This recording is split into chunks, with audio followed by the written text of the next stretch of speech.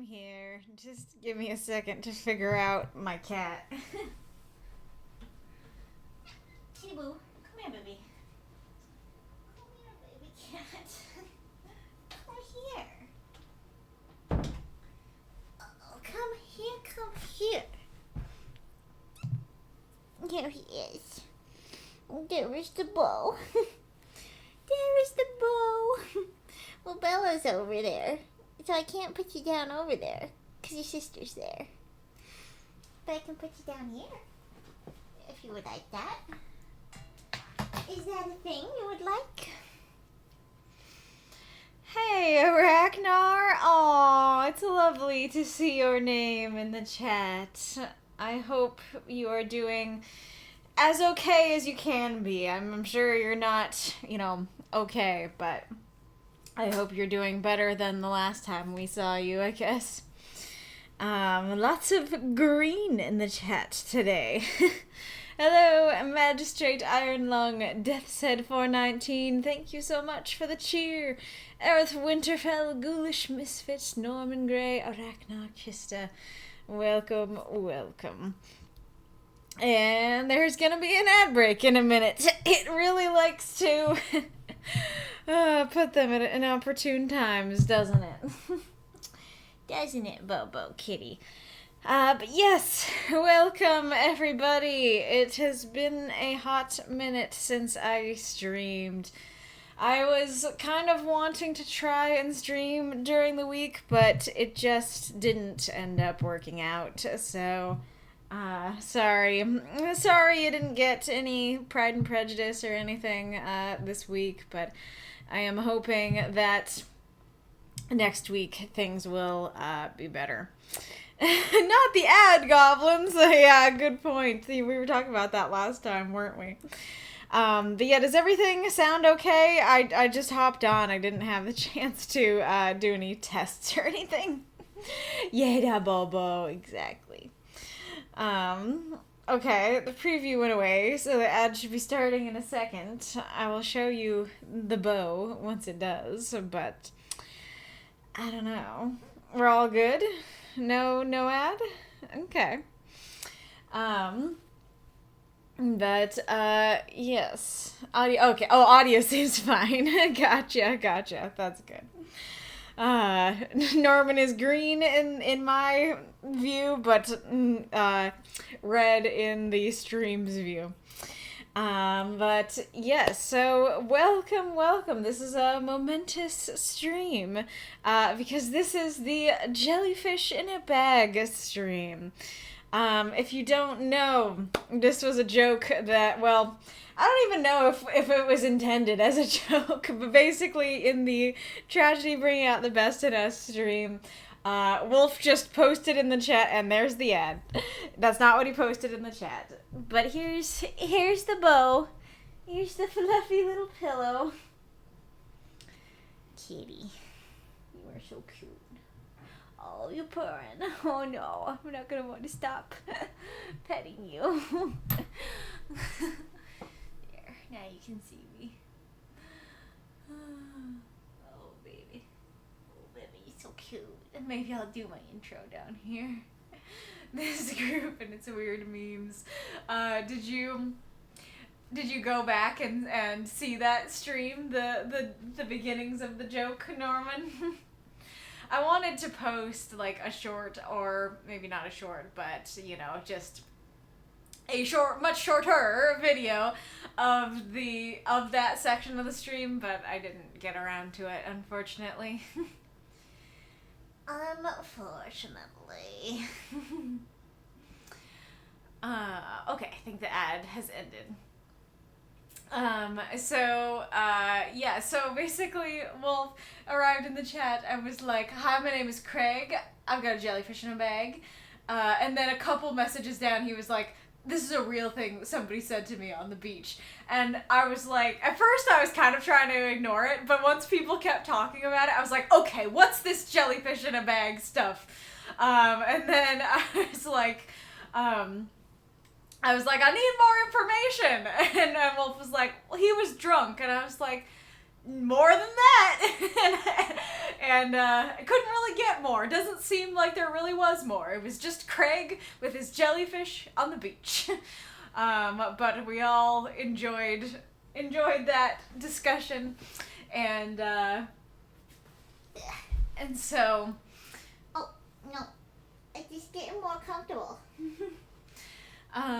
So it became a thing, and I, as I usually do, was like, that could be a prompt, and so indeed I made it a prompt, and it was starting to look like it wasn't gonna win, so I was thinking I wouldn't post it again, but then I couldn't think of anything better, so I posted it anyways, and then it won, and I'm super grateful it did on multiple levels.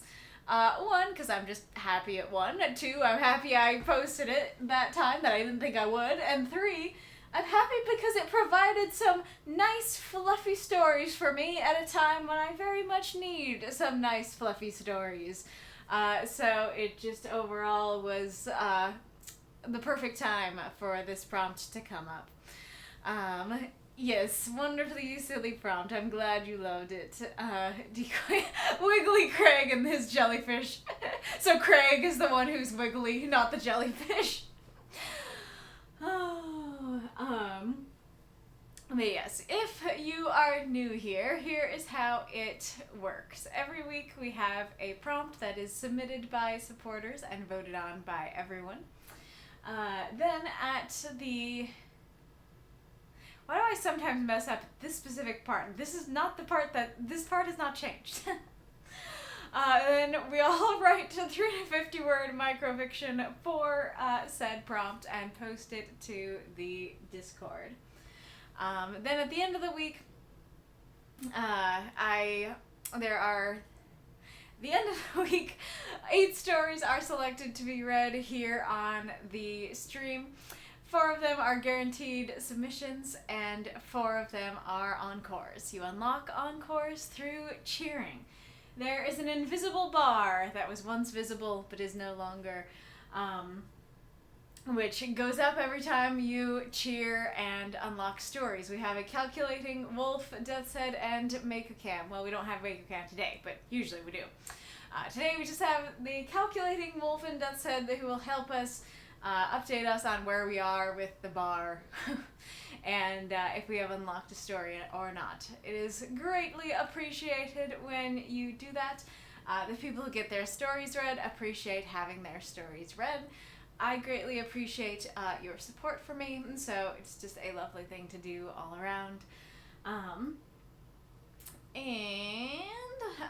if you'd like to be in the guaranteed submissions, here, let me pull my mic down so you can hear me better, and then maybe you'll also hear the cat. Can you hear him purring? But yeah, so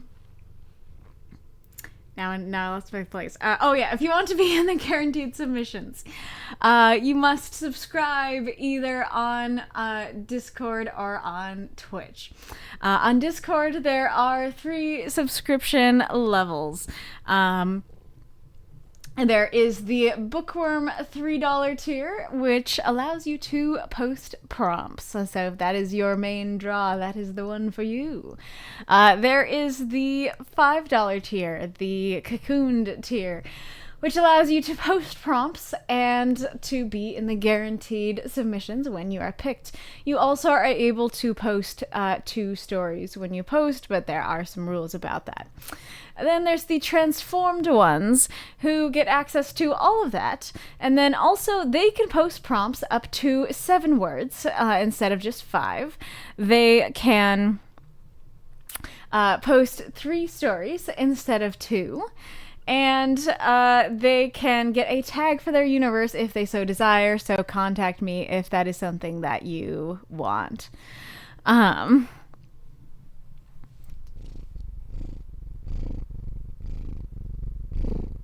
Can you hear that? I hope so.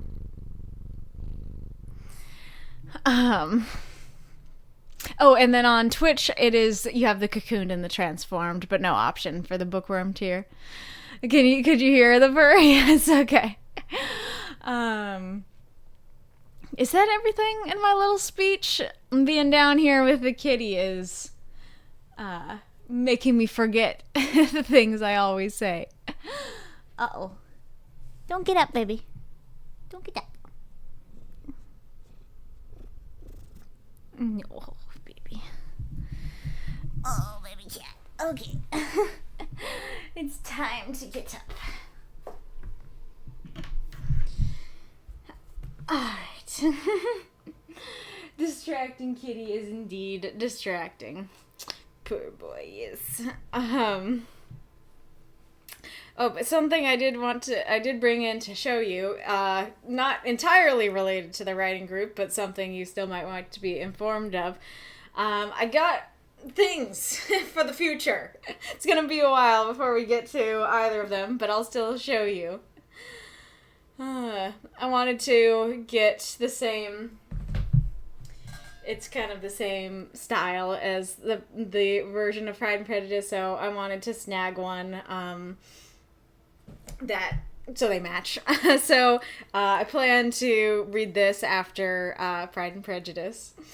And then also this. I don't know when I will read this one. It has been staring at me from my coffee table and making me want to read it. But I very much want to read it at the very least before I read Peter Pan, because there are a lot of references to Treasure Island in Peter Pan, but I have never read Treasure Island, and so I don't know the references that well. And so I think that'll be fun to read that and then read the story that references it. But things you say. Yes. I love the excitement. But anywho, so without further ado, let me show you our list for today. For our guaranteed stories, we have Arith Winterfell, MasaCur, Makokam, and Little Lady Eva. Then for our encores, why did I forget the word encores? For our encores, we have Reinkarnitor, Shinny, Hubel, and Nice Day.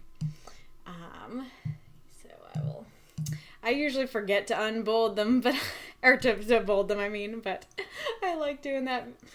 But yes, I know that, oh, okay, you'll be able to follow along if you watch Treasure Planet. I was wondering if, how similar the two are, so yes, I have indeed, watched Treasure Planet. But anyways, let us go on. Well, let us begin, really. Let us begin with Arith's story. Arith, if you have any questions, don't hesitate to ask them. Sting Operation by Arith Winterfell. The scruffy starship captain headed into Senior Officer William's office. This was my chance. I discreetly placed the tracking device on the cargo where I sensed the jellyfish-like alien organism. Telepathy is useful at times. This is kind of thrilling, really. William and I will work with security to hunt down the smugglers to their deal. William walked out of his office, along with the scruffy captain. The captain led his men with their cargo deeper into Arabesque Station. I and William stood silently for a few minutes after they left. I can't believe we're doing this, I grinned at William. We had to move fast now. Security and I moved through the lower halls, poised to strike as the criminals were making their deal. If we waited too long, though, the gel-head drug makers would torment and kill the poor creature to harvest it. They needed an intelligent, thinking, feeling creature just to ensure the drug would come out right from its dying feelings and thoughts. There was little time to think about it now. William gave the hand signal, and security burst in the doors. There were shots of gunfire and shouts of, "Drop your weapons and get on the floor!" The men moved in. I moved in from the rear, but by the time I could even see into the room, the other officers were cutting the surrender. I moved in from the rear, but by the time I could even see into the room, the other officers were cuffing the surrendering men. I felt like I hadn't done much, but I stepped in to do what I could. I spotted the alien life form in a water-filled bag sitting on the table where they had been negotiating payment. I could sense its confusion and fear. I paused and sent calming thoughts of safety to the creature, and it began to calm down. "It's going to be all right," I murmured. William came up to me from behind and said, "Good work, Michael." I smiled, nodded, and we collected the evidence and the victim and headed out. Throw up those moths and monsters. Cheer for this story if you loved it. I'm so sorry I messed up so bad. I will quickly tell you what it is that messed me up. Every time I have read this, I have wanted to say, I moved in, but from the rear, because it seems to be setting up a difference between what he's doing and what they're doing, and we'll come back to that. And so it's like saying the men moved in. I moved in too, but from the rear. And especially because there is a but here, like sometimes, I don't know if you guys do this, but sometimes I will see a word that's upcoming and then I'll accidentally say it ahead of time, or it'll get into my brain that it's earlier. Usually it happens when it's here, when it's in the line lower. But I think in this case, those two things came together to make me really want to say I moved in, but from the rear. And so I have to consciously think about it. And I just consciously thought about it before I got there, and it messed me up.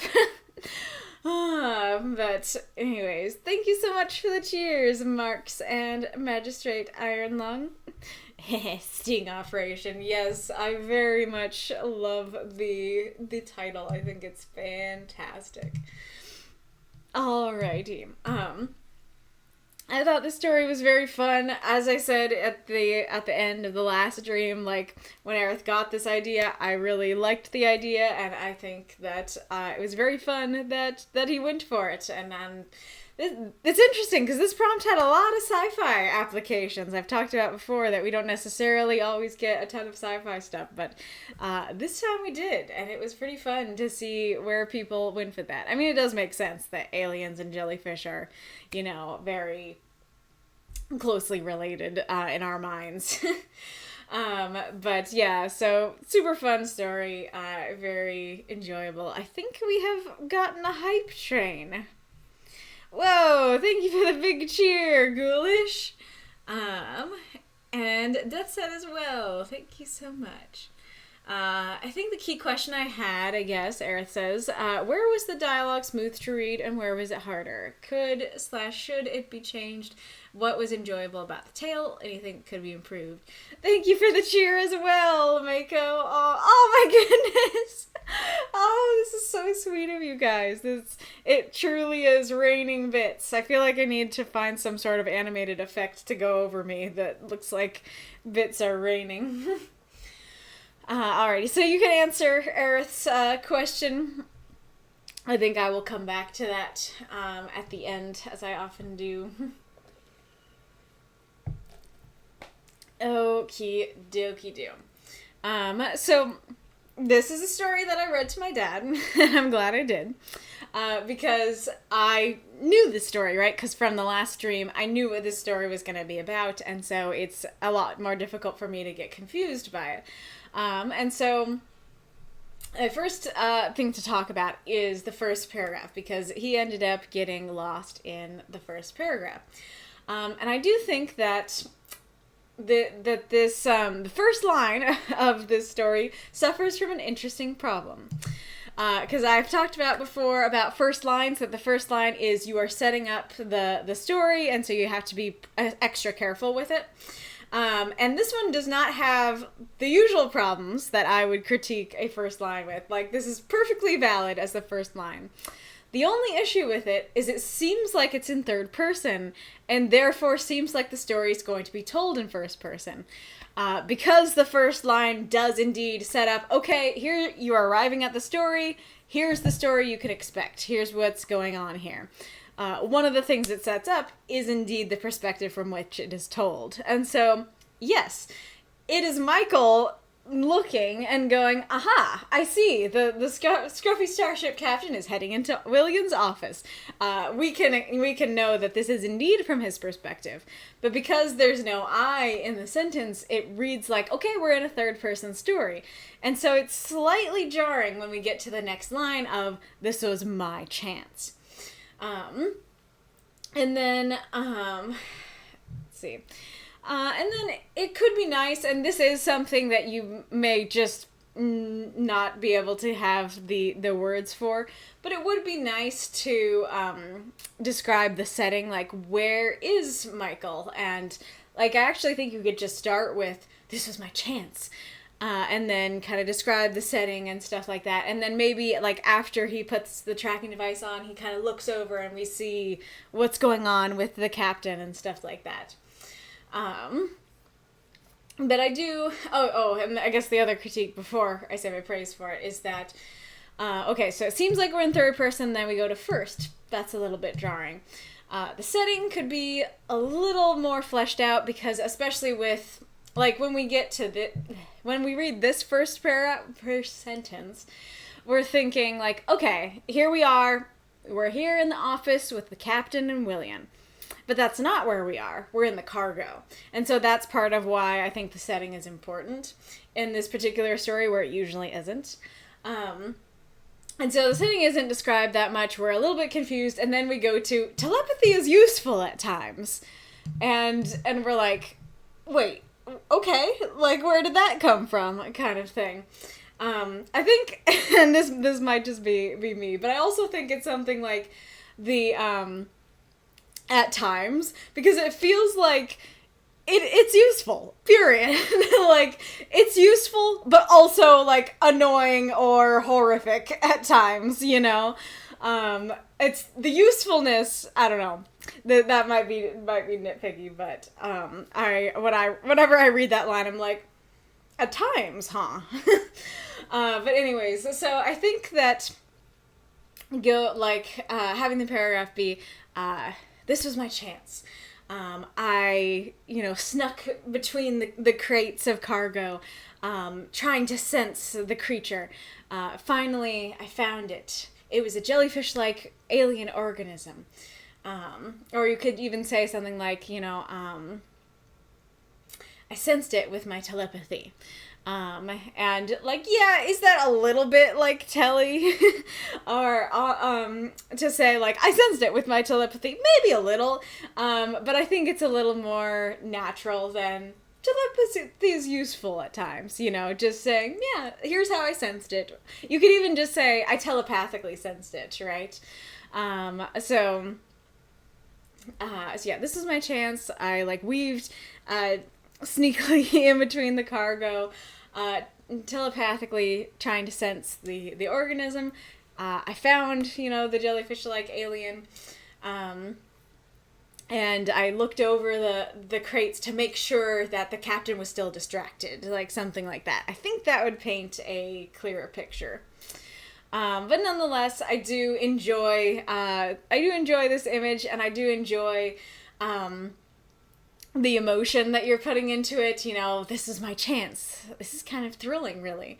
And so I think that is fun and makes us more endeared to the character quite quickly.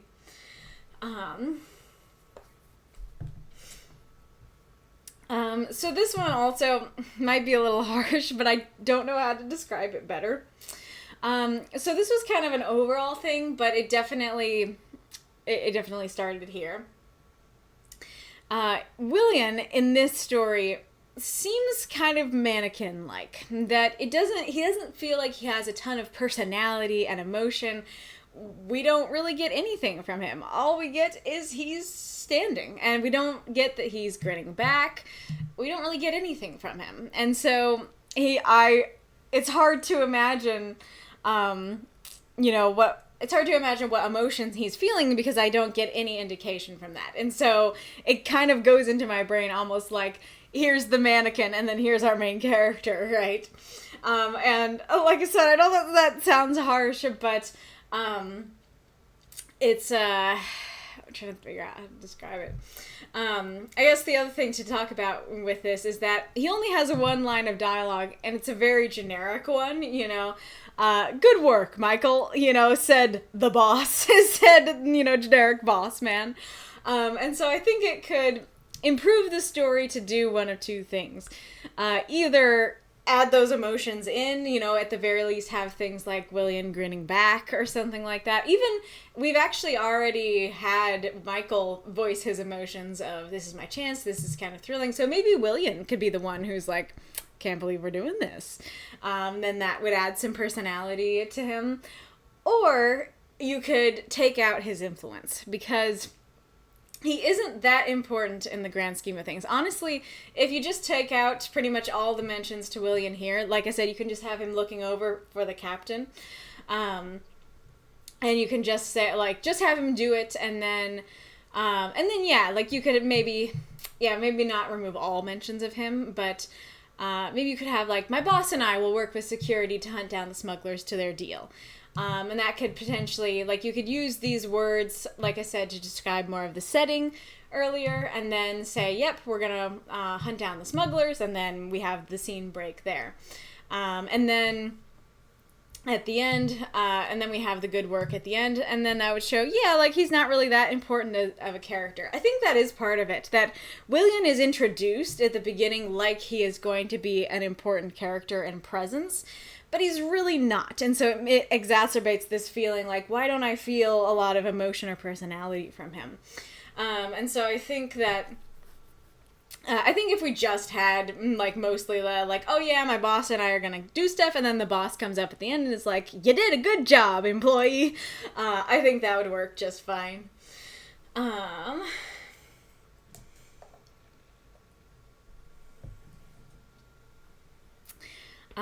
So I think I did say this, and I do think that I'm perhaps going heavier on the critique with this one today, because I think I gave a lot of my praise for it at the end of the last stream. I was like, this idea is so cool, I love it, and like, I also helped Arith with this story and left some comments on it and stuff like that, and so I apologize if I'm going really heavy, because I do really like this story and really like this idea.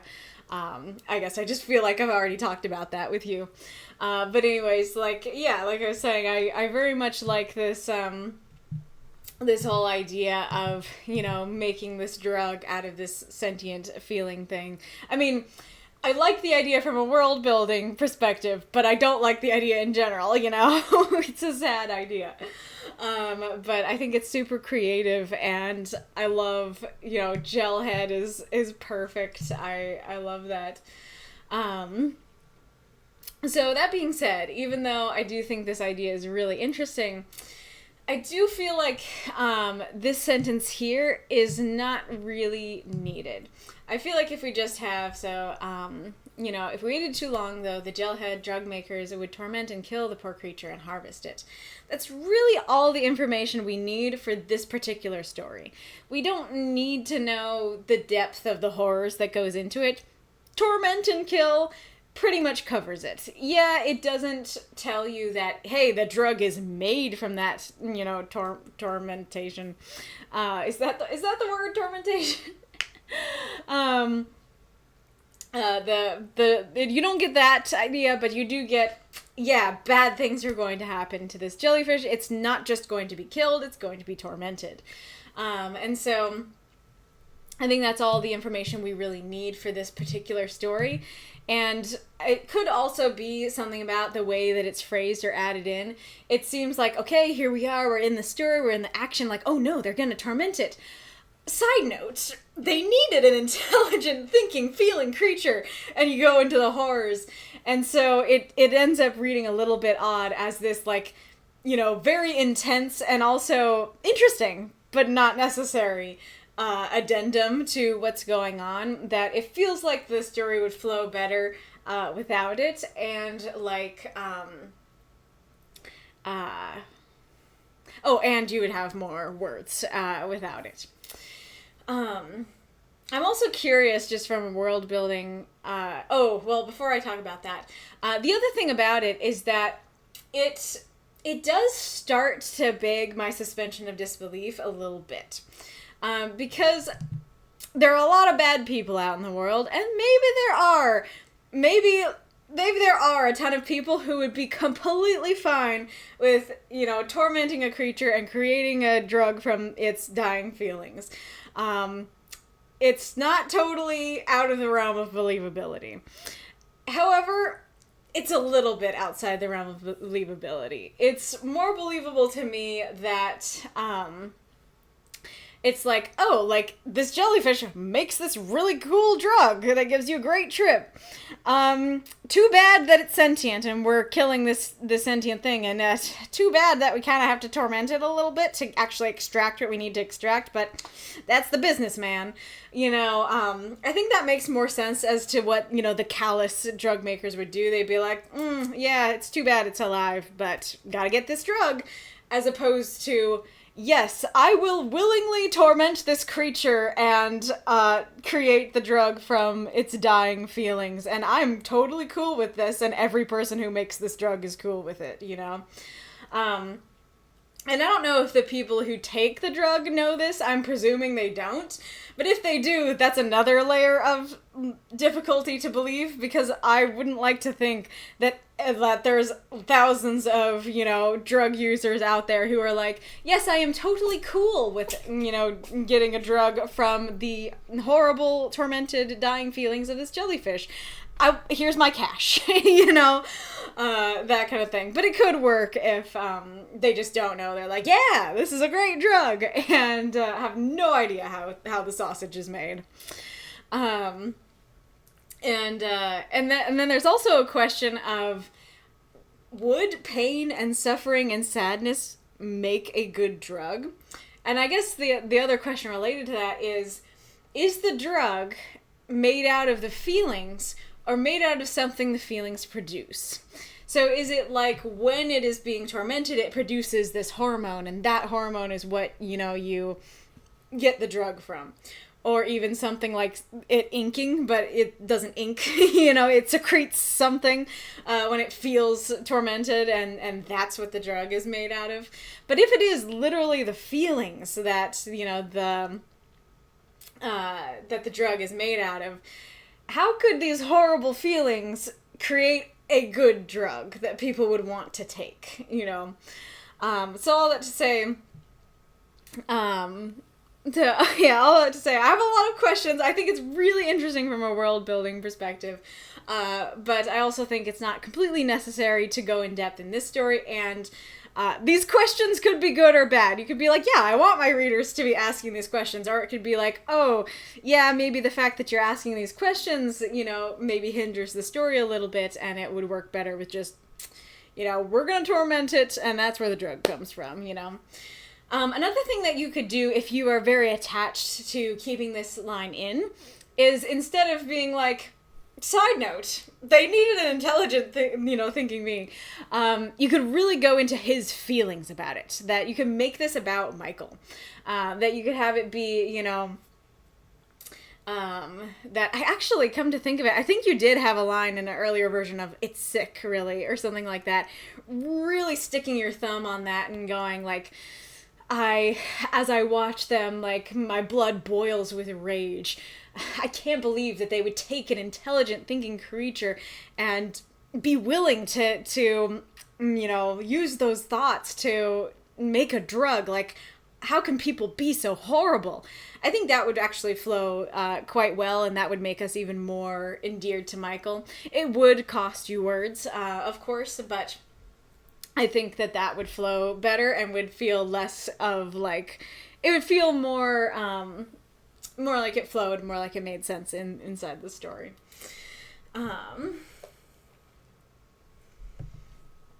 And related to that, so as for the next paragraph, this paragraph is not bad. It describes what you wanted to describe. You can get a clear enough picture. However, it also is quite vague that, or not vague exactly. What words did I use? Distant. It's distant. And kind of, I don't know if bland is the right word, but instead of us being in the middle of the action and here we are, we're holding the guns, we're making the command and stuff like that, we're back here doing nothing. And so it makes this, because we're back here, it makes this feel less cool and more distant.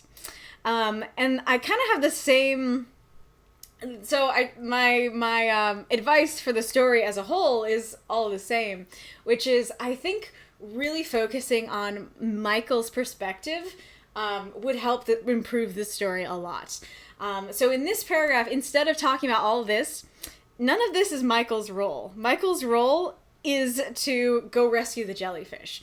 And so maybe instead of having it be that it's in a bag, ready to go, maybe it is still trapped in the cargo, or maybe within the kerfuffle something happened to it and he needs to go help it. So maybe he hears, telepathically it crying out for help, or even if he doesn't, maybe that's just his job to go get it. And so you can focus on that. Like, here he is, going through the cargo, trying to find it. And, like, he hears from off, like, drop your weapons. And he keeps looking through the cargo and stuff like that. We don't need to know about, all the hand signals and what William's doing and stuff like that. We just need to know what Michael is up to. And it does, it does feel like he didn't do much by the end, right? Because it feels like by the end, he watched while they did cool stuff, and he comforted a jellyfish. That's cool! I like that he comforted the jellyfish, and we'll come back to that. But it definitely feels like our main character doesn't have a whole lot of sway over the plot. And generally you pick your point of view character because they are the character who has a lot of sway over the plot. But what's kind of fun about perspective, and especially a perspective like first person, the plot, you can, instead of going like, oh, here's my plot and let me pick the character who is, influences it the most, instead you can go, I want to write about this character and make the plot around them. And so in this case, that you can have it be, sure, like, maybe he isn't doing much regarding the whole security drop your weapons thing. Oh, but he's doing plenty.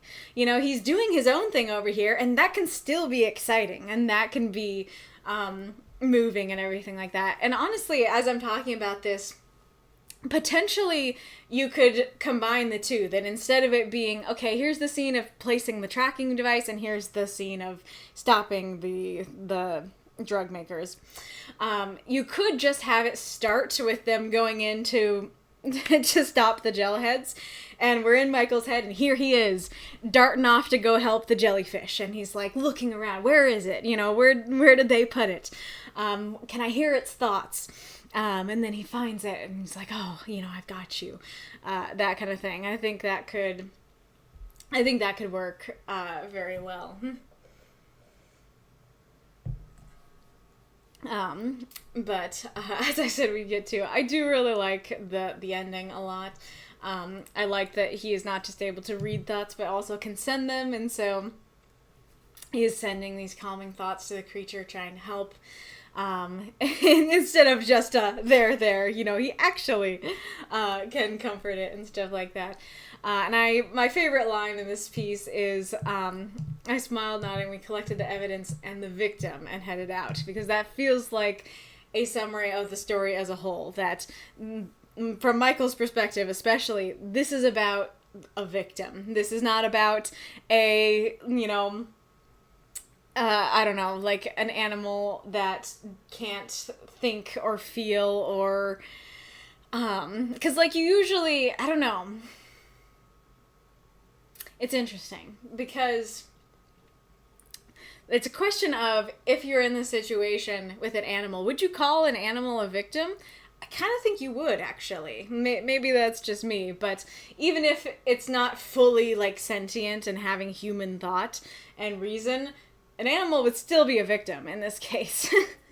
But I guess maybe that just adds to what I was saying. But what I was trying to say is that you're not treating the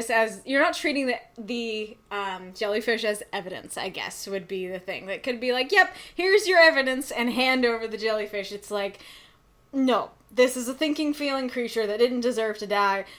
This creature is the victim of everything. Like, this isn't just like, aha, we collected the drugs and what the plants they'd use to make the drugs. No, we collected the drugs and the person, basically, that is used to make the drugs. I think that is very well done. Yeah, I very much enjoy I very much enjoy that, just like I said, all of the world building here of as usual with your stories, I'd love to read more of this world and more of how this kind of thing works. And I do enjoy a happy ending. I do enjoy that they got to save it after all. I think that's cool.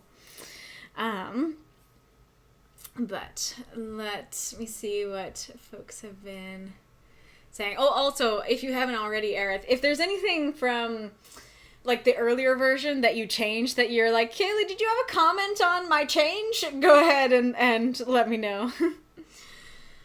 Oh no, is there a lag? Crap. Arith says, yeah, I had to cut quite a bit when I tried posting this. Even at the word limit, the character limit got in the way. Gotcha. So, actually, let me show you a little something, Arith, because I might have a lifesaver for you. Okay. Where is Arith's story? There it is. Can I? Okay, hold on a sec. Let me see if I can just pull up word counter for you. Word counter. Okay, close that. No, stop. There.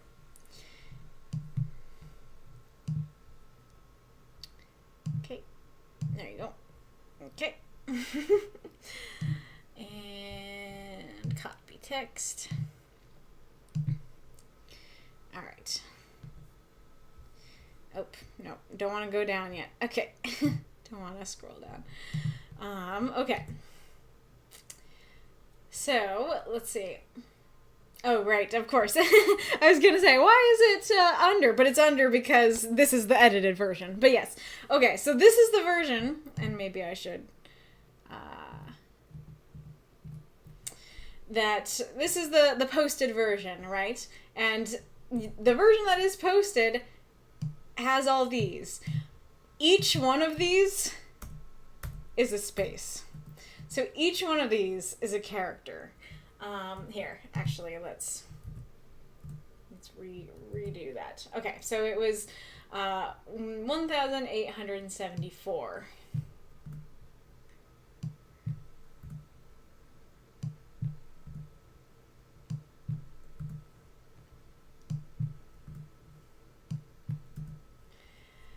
Yeah, so then that takes you to 1,844. Also, a lot of the times, and this is something everyone can use, at the end of your paragraphs, you might have spaces. So make sure when you post, you always check at the end of your paragraphs. Another thing, I know that this is an ingrained habit, so you might not be able to stop. But you also have extra spaces here, too. So if you take out all these extra spaces, I think you could potentially... and that one had two. And so does this one, I think, yeah.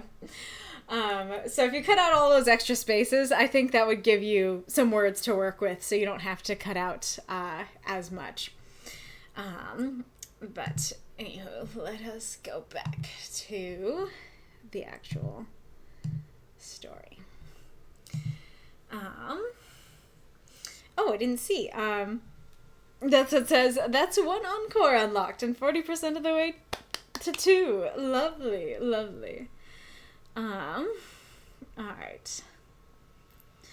No, it's not harsh. I recognize he kind of got more fleshed out in the other tale, so I didn't express William as much. Good pointers, though. I'm glad to hear that. So I didn't realize it, but I did rather intertwine this story with the other story more than I realized. I don't usually write 2 stories for a prompt, and that may be why. Like a subconscious interconnecting of the stories by mistake. That's super fair. Very, very fair. And it's I did the same too for the Jellyfish prompt. Usually my stories aren't direct sequels of each other. Sometimes they are, but but often they're at different points in the story. But this time I also had a direct sequel, and so I feel like I might have fallen into the same pitfall, and that is totally fair. And that is something that you can really only get help with from others, telling you. Telling you, where they're confused. And I guess in that case that it maybe was a hindrance that I read the other one first. So that is something to consider. When you write 2 and you send it to beta readers, tell them, read the second one first to make sure it works without the first one. Truck. Maybe there was a truck. What? No! I do not support jellyfish trafficking and drug extraction. No, sir. Yeah, I might cut that part with the jellyfish torrent to improve the flow of the story. Fair. What is a snuff movie?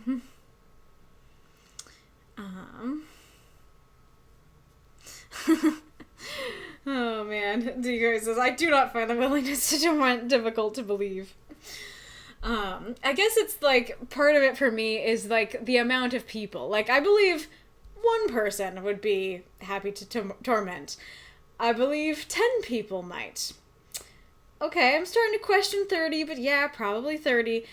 Once you get to like 1,000 drug makers, I'm like, would really thousands of drug makers like truly be fine with this? Like, I don't know. Arith says, I think I was actually influenced subconsciously by that episode of Torchwood, Children of Earth, I think it was called. I've seen Doctor Who, but not Torchwood. What was that about? Arith says, as long as the consumer is protected from knowing the cruelty that goes into making something, they'll only care about the hype of consuming. There are already lots of industries that are based on normalized cruelty, but the end consumer has no problem remaining ignorant to what needs to happen so that they can be happily consuming. That is a good point. I didn't think of stuff like sweatshops and stuff like that. That is a good point. Yeah, it reminded me of the snuff chips in Shadowrun, which allow people to simulate and experience the idea of either killing or dying without having to go the long way. I'm sure there's a market for such feelings. Interesting. Imagine the bad guys make snuff films of the drug extraction and sell them on the black market as well as the drug. Oh gosh. Focusing on Michael's reaction is an interesting idea. Glad you like that. Question for Arith. Why did you not write from the jellyfish's point of view? Says Ghoulish. Arith says, ironically, the actions of the gellheads actually causes psychic ripples in the shroud, other dimension, and draws monsters' attention. It ends up backfiring on them when the astral monsters come out. Ooh, I like that. That's some fun karma to work with. Would love to read that story.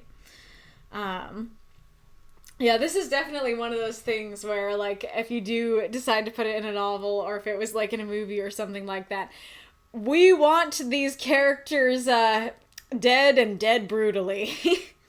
Especially if we actually see the torture happening.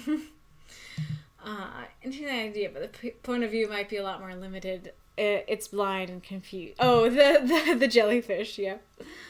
The jellyfish is just like, I'm in a dark place and people are shouting and I don't know what's happening. He's a minor junior officer, so he was at the rear of the action because of that. Maybe I should have used William, perhaps? I'm not sure.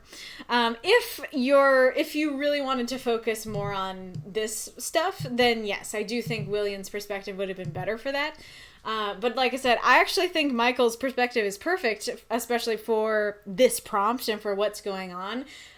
Just my advice is just go harder on Michael's perspective and give him more stuff to do, if that makes sense. Jellyfish do have eye spots. It's an alien jellyfish. You can stretch the truth a little. True. At the indentation stuff, I was leaving those indents because I thought they were required. Oh no, the indents that are required are these ones. So if you have it like this, you need to make 1 indent, 2 indent, right? So those are the indents that are required, not the ones at the indents at the beginning.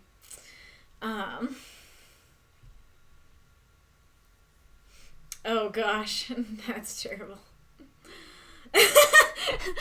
First, me washing my my dishes. La la la. Kaylee, what's a snuff movie? Yep, I am glad that I have not heard of this before. Good point. Hangings were public events that were usually overcrowded. Lots of people enjoy experiencing others' suffering spectacularized. Here's the thing, though, and maybe I just don't know enough about snuff films. Those are people. People like to see people suffer. Do they like to see animals and other creatures suffer?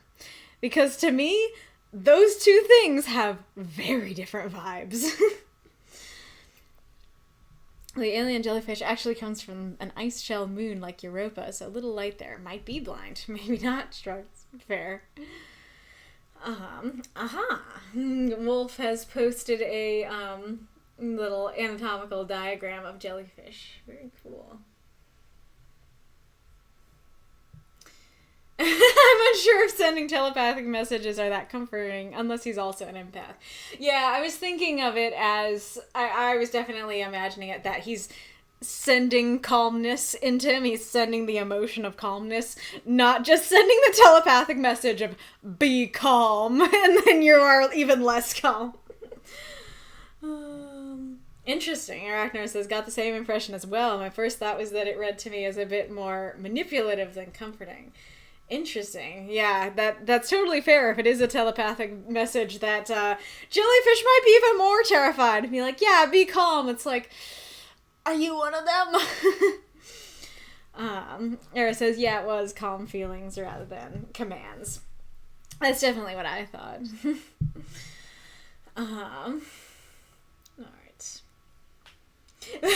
Be calm. Who the heck are you? Exactly. Who the heck are you, or why are you in my head? Totally. I realized I did not set my timer. I need to get better about doing that.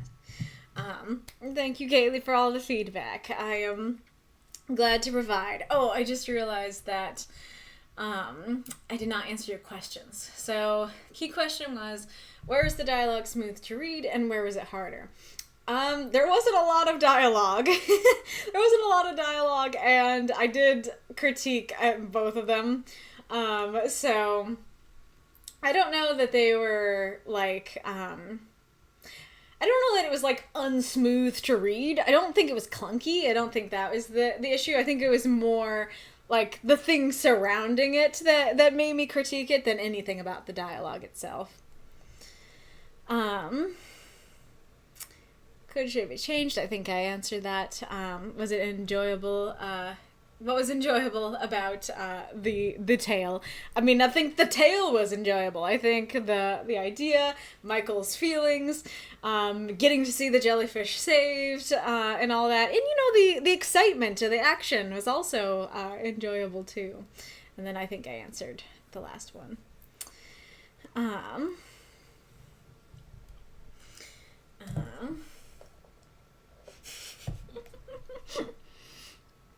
Amazing. Who the heck are you? Why are you in my head? Door was open. Doorbell was broken. That is great. I feel like all of those could be prompts. Why are you in my head? Door was open. Doorbell was broken. This is like a poem. The poem of the telepath. Alright. But yes, I hope it was helpful. Very, very good story, Arith. Very great take on the prompt. MasaCur is next, and I have a little note here. MasaCur. Is this meant to be Aska, or is it meant to be a cache? Hopefully the lag goblins haven't devoured him. I'll wait for a moment, and if he doesn't say anything, then it is meant to be a cache. Alrighty.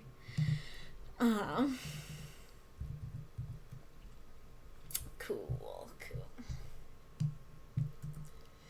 Alright.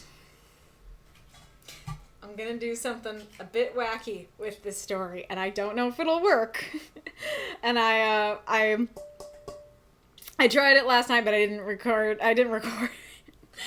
just tried it. So, I did read it for my dad like this, and he was like, "Yeah, it adds a little something." So yeah, we'll see if you guys like it. The Akashic Brain by MasaCur.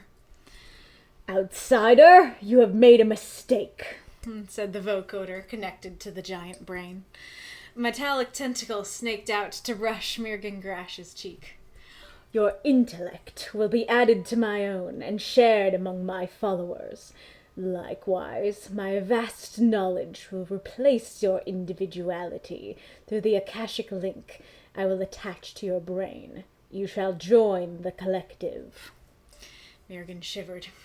"You won't get away with this. The Federation of United Planets will learn of this. They will send a task force here and put an end to your reign." "They will have to know about us first, Garash. Once you have been added to our collective, you will report to your overlords in the Federation that nothing of interest was found on this planet." Mirgan swallowed uncomfortably. "Followers, prepare Lieutenant Garash for the implant," said the grating voice coming from the vocoder speaker. A number of beings of many of the galaxy's races came forward and grabbed Mirgan and carried him, kicking and screaming, to the surgical table. "Death from above!" came a familiar female voice from overhead. Iridia leapt down from the gallery, a large tarp trailing behind her. She landed on the brain and pulled the tarp over it. Doing so seemed to also cause the brain's followers to collapse to the floor. Mirgan groaned and stood up. "I know I've said a number of horrible things about you in the past, but I am mega happy to see you right now." Iridia was pulling at an alloy fiber cord, pulling the edges of the tarp together like a drawstring bag. "Followers, free me from the woman's tarp." There was a long pause, as the only sound was a few of the followers moaning in pain. "Followers, why am I disconnected from the Akashic network? Outsiders, have you seen my antennae?" "Is it a squiggly-looking cable?" Iridia asked. "Because I snapped it off your doohickey." "Female, when I get out of this snare." "I'd like to see you try." "I wouldn't," Mirgan said. "Iridia, we should honestly leave. Sorry, Akash. I must decline joining the collective."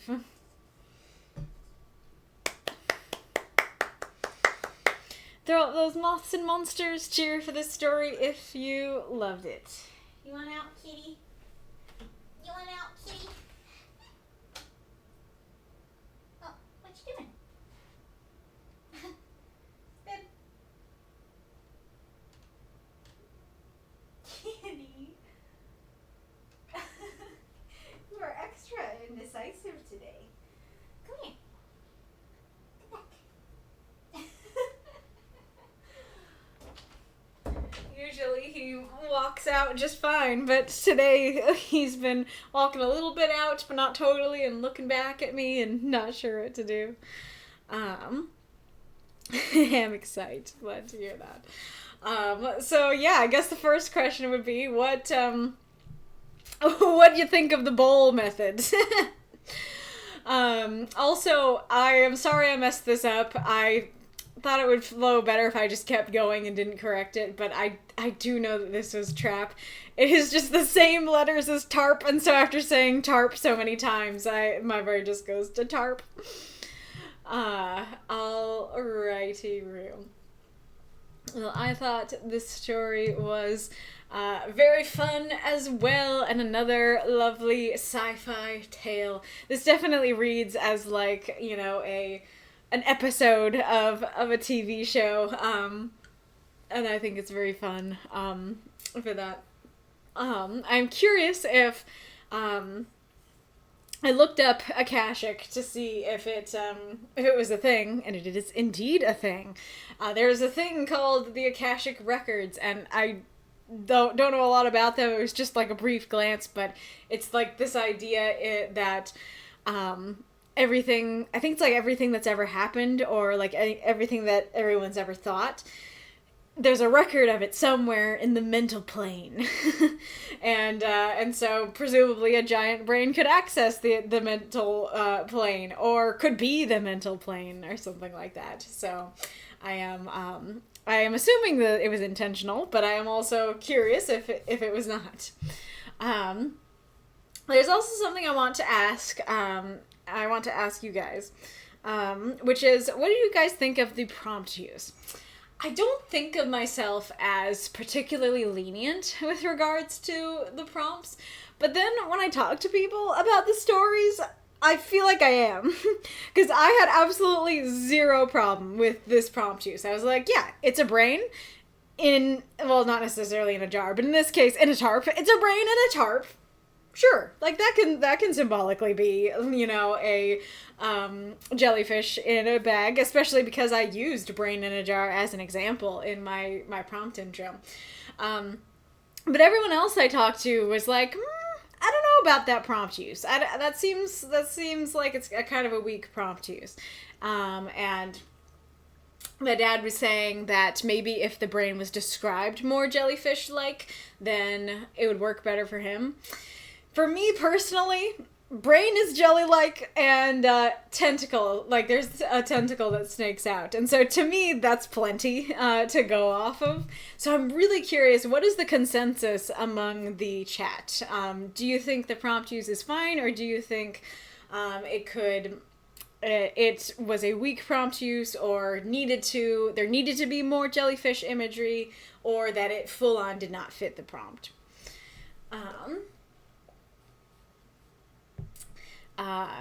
But yes, I do really like that, the image of that metallic tentacle, especially, creepily brushing his cheek. I think that's great. I like, the next paragraph. It all is very Borg-like, and also makes me think of the cybernetic unity from Arith as well. So very spooky and enjoyable. There's a comment I have here, and I am super torn on this, because on one level I think it's completely fine, and on another I don't. And so on the level where it's completely fine, he says, likewise, my vast knowledge will replace your individuality through the Akashic link I will attach to your brain. So he will not be Mirgan anymore. He will be... His brain will be soup. His brain will be in the soup of the network. His brain will belong to Akash now. And so, yeah, that is not, you're not really an individual anymore. And so in that sense, it does seem fitting and true. But at the same time, as I was like rereading this story, I felt like I got the wrong image from this. And on a couple of levels, and I don't know if I want to talk about all levels right now, or wait till the end to talk about the other levels, but just the first level to talk about is, when I see the phrase, like, it will replace your individuality, I'm thinking Cybermen. I'm thinking, okay, like, everyone is a Cyberman. There's really no difference between the different Cybermen. No difference mentally, no difference physically. They are not individuals. And so the fact that he can go back to his place, and yes, his brain is Akashic mush now, but he can, and there's an ad. Let me see if there's a cat. No cat. There is another cat, but I can't show her to you. Oh, sorry, baby. And there's a cybermech. We are the Honk Legion? What? Are we geese? Are we playing Untitled Goose Game? Yeah, jellyfish are for some reason associated with mind control. True.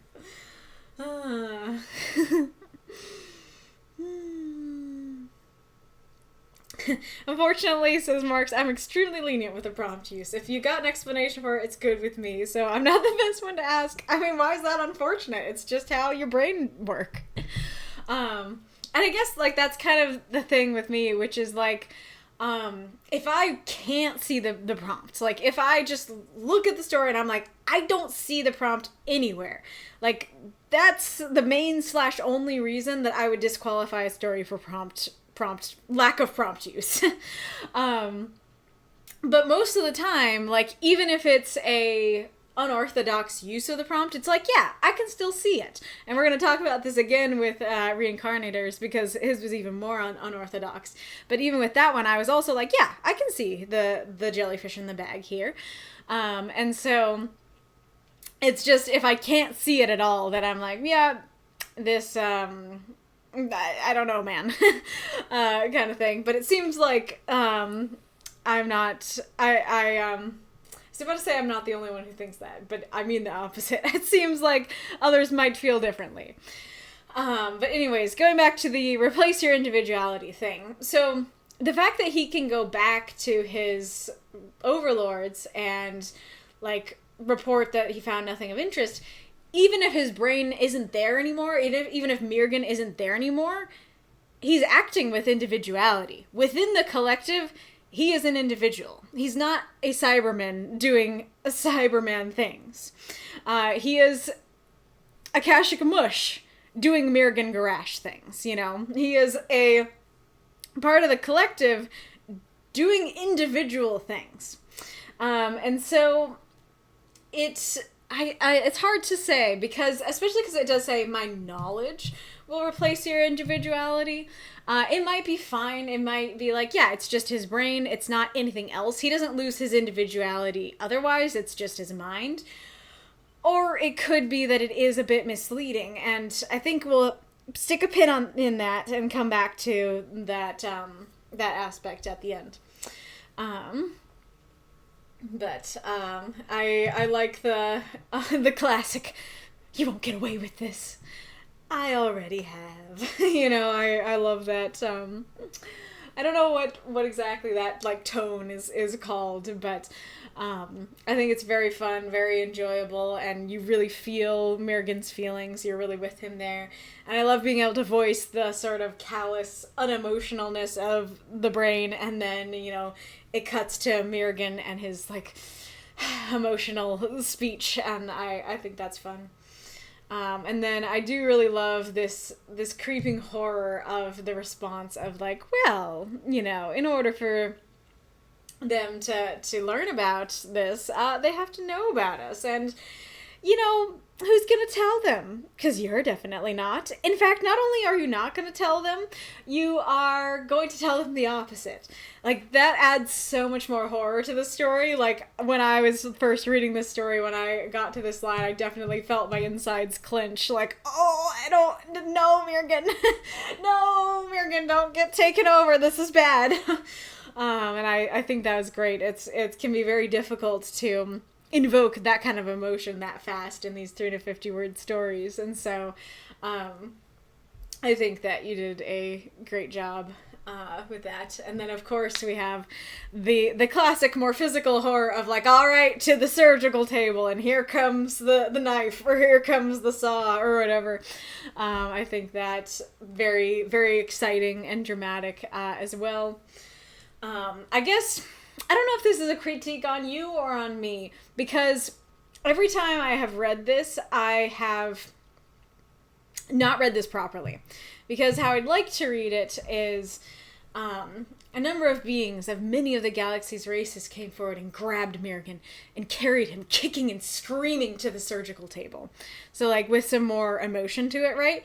But I don't think I've ever read it that way. I don't think I've ever read it properly. And maybe it's quite simply that it starts with a number of beings of many of the galaxy's races. It seems kind of neutral. Like, oh yes, there's many beings around from, like, many of the galaxy's races. Like, and then it's just in the same sentence, it's like, oh, there's a ramp up here. There's some high emotion. So maybe it's just me. Maybe if I paid better attention, I would be reading it more correctly. But it also could maybe benefit from having more time to breathe, or at least be separated into 2 sentences, like maybe Akash's followers comprised of many beings from many races, period. They came forward and grabbed Mirrigan and carried him kicking and screaming to the surgical table. I do think that would be better. I'm also curious, my first thought here was, why'd you advertise your sneak attack? You know, saying sneak attack ruins the sneak attack. But it could be that she was trying to distract them, like, you know, they've got the bone saw, and she distracts them and stops them. If that is the case, and granted, you may just not have had the words for this, but if that is the case, I think that, saying what they're about to do, saying they have the knife in their hands, ready to go, would help me not have the, why are you announcing your sneak attack reaction.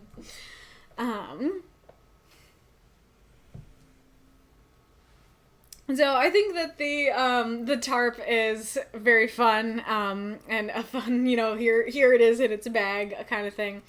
But I think that in the action of this, there is some, I don't know if I want to say confusing, but some maybe misleading aspects of this.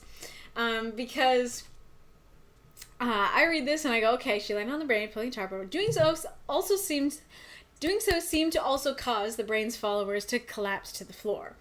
And so, especially because the story itself is telling me, oh, tarp equals followers collapse. I am not looking for a new explanation. I am not looking for the antenna. And so once it's like, oh, hey, have you seen my antenna? I'm like, what antenna? No antenna was ever described physically in the room. And I already had my explanation for why this happened, the tarp. And so I think not using language like this, like, oh yeah, like the tarp made them collapse, I think would help me look for an explanation and be like, where is this? I also think it would be very helpful, if not necessary, to describe the antenna, because like I said, I didn't even know there was an antenna. And so her saying, you know, I snapped it off your doohickey, super cute, super fun, super full of character, but doesn't give me much explanation when I'm kind of looking for one. And so I think, like, just letting it be the tarp that did it, or, you know, describing the antenna more, and, or not, you know, telling the reader, oh, hey, the tarp seemed to do this, I think would be helpful. And sort of different but related. Let's see. Where did I... Oh, yeah. So, especially because this is, like... Let's see. Your intellect will be added to my own and shared among my followers. Likewise, my vast knowledge will replace your individuality through the Akashic link I will attach to your brain. You shall join the collective. This seems very intense to me. This seems like our brains are connected now.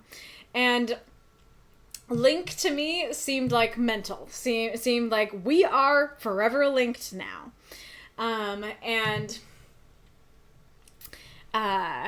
Yeah, so it seemed like, yes, this is a permanent connection. This is inside your brain.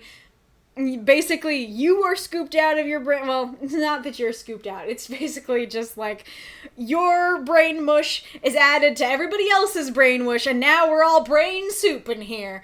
And you can't really unsoup the brain soup. you can't make a functioning brain again after you've souped the brains.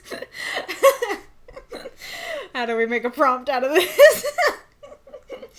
And so when it's like, oh, hey, it's a radio signal. Oh, hey, my antenna got, you know, I got a tarp put on me. I got my antenna snapped, and now they're good again. Now the followers are fine. They're back to their individuality. They're back to themselves. I definitely was not expecting that. And when I was thinking, oh, this is very scary. This is very, like... Also, the other thing I forgot to say is it's surgical. Like, something surgically is happening. And I was assuming this is like an implant, you know, put in your brain, you know, or something like that. And so, So yeah, like this is like a big deal. This is forever. This is brain soup. This is surgical. And so then when it's like, oh, antenna broken, everybody's fine now. It definitely seemed to detract from the power that Akash seemed to have and make him seem a lot weaker than I thought he was, and also provided like, again, maybe confusion's too strong of a word, but I was like kind of like, wait, huh? Like, what do you mean there's an antenna? What do you mean that can do that? And then it also, if it's a signal, and quite simply, like, I don't know exactly what happened. I don't know how, because, like I said, the antenna is never described, so I still honestly have the image in my head of a tarp over the antenna. She does say she snapped it off, but I don't have a strong enough image of it, and so it seems very easy what she did. And so, if it's that easy, what if one of the followers walked into a cave on one of the planets? Like, can the signal still reach them from there? If really the Akashic network is just some radio signals, surely there's a ton of things that can disrupt that. And maybe radio isn't exactly what the signals are, but some kind of signal going out of an antenna. And so signals like that aren't my brain to your brain, brain soup, signals that aren't brain soup are, are breakable, are interferable. And so it kind of feels like Mirgan could just go home and go into a cave, and then the signal would be broken, kind of thing. Soup waves, yeah. Jostle the soup, jostle the brain soup. Make some waves. Anyways, so was I up here or was it down below? Okay, I think it was here.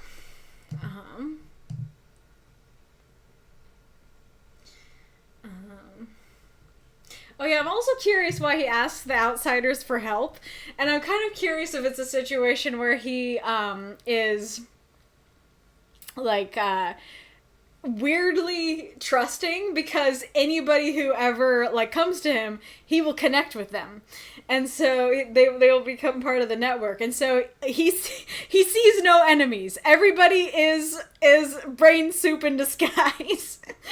Everybody is a potential member of the collective. And so is that why he is perfectly willing to ask the people who just attacked him for help? Otherwise, I'm kind of wondering why he addresses, because it's basically like, like what's the image I could use? That someone shoots you, and then you're like, ow, have you seen a piece of my leg, shooter? It's kind of odd. Unsoothe the brain. Amazing. But all that being said, I do really like a squiggly looking Cable, because I snapped it off your doohickey. Like, full of character. I love when characters are characters. When characters don't all talk the same, I think that's very fun. This might just be a me thing, but honestly, I didn't read this correctly for 90% of the times I read it. Here is how I ended up reading it. I'd like to see you try, Iridia retorted. I wouldn't, Mirgan said. And I read it in the sense of not, I wouldn't like to see you try. I read it in the sense of, like, him talking to Akash. I wouldn't try. Like, she's saying, I'd like to see you try. And he's like, don't. Kind of thing. And I was gonna critique it. Let's see, what was I gonna say? I didn't write down what I was gonna say. But I was gonna critique it for that, because I found it a little odd that he's replying to the brain, and I guess that is what the critique was with that. I was gonna say, add, Mirgan said to the brain to make it clear he's not responding to Rydia, but he is responding to Rydia. And so in that case, I actually think italicizing the I, I'd like to see you try, Rydia retorted. I wouldn't, Mirgan said. I think would be quite helpful. but I might be the only one who had this issue, and so maybe that's overkill. Yes, exactly, exactly. Pardon, Mr. Mugger, but could you spare us a 20? Exactly, exactly. That is a way better example. We're like, I'd like to see you try. I wouldn't, just in case he succeeds. Yeah, fair. But yeah, anyways, but very fun ending. Like I said, feels like the ending of the episode. Like, sorry, Cash, I must decline joining the collective, and then they walk back to the ship to the credits or something like that, which is very fun. So, it's just super fun story, super unique take on the prompt. I very much enjoyed it. Love seeing more of these two. All right, let's see what folks have been saying.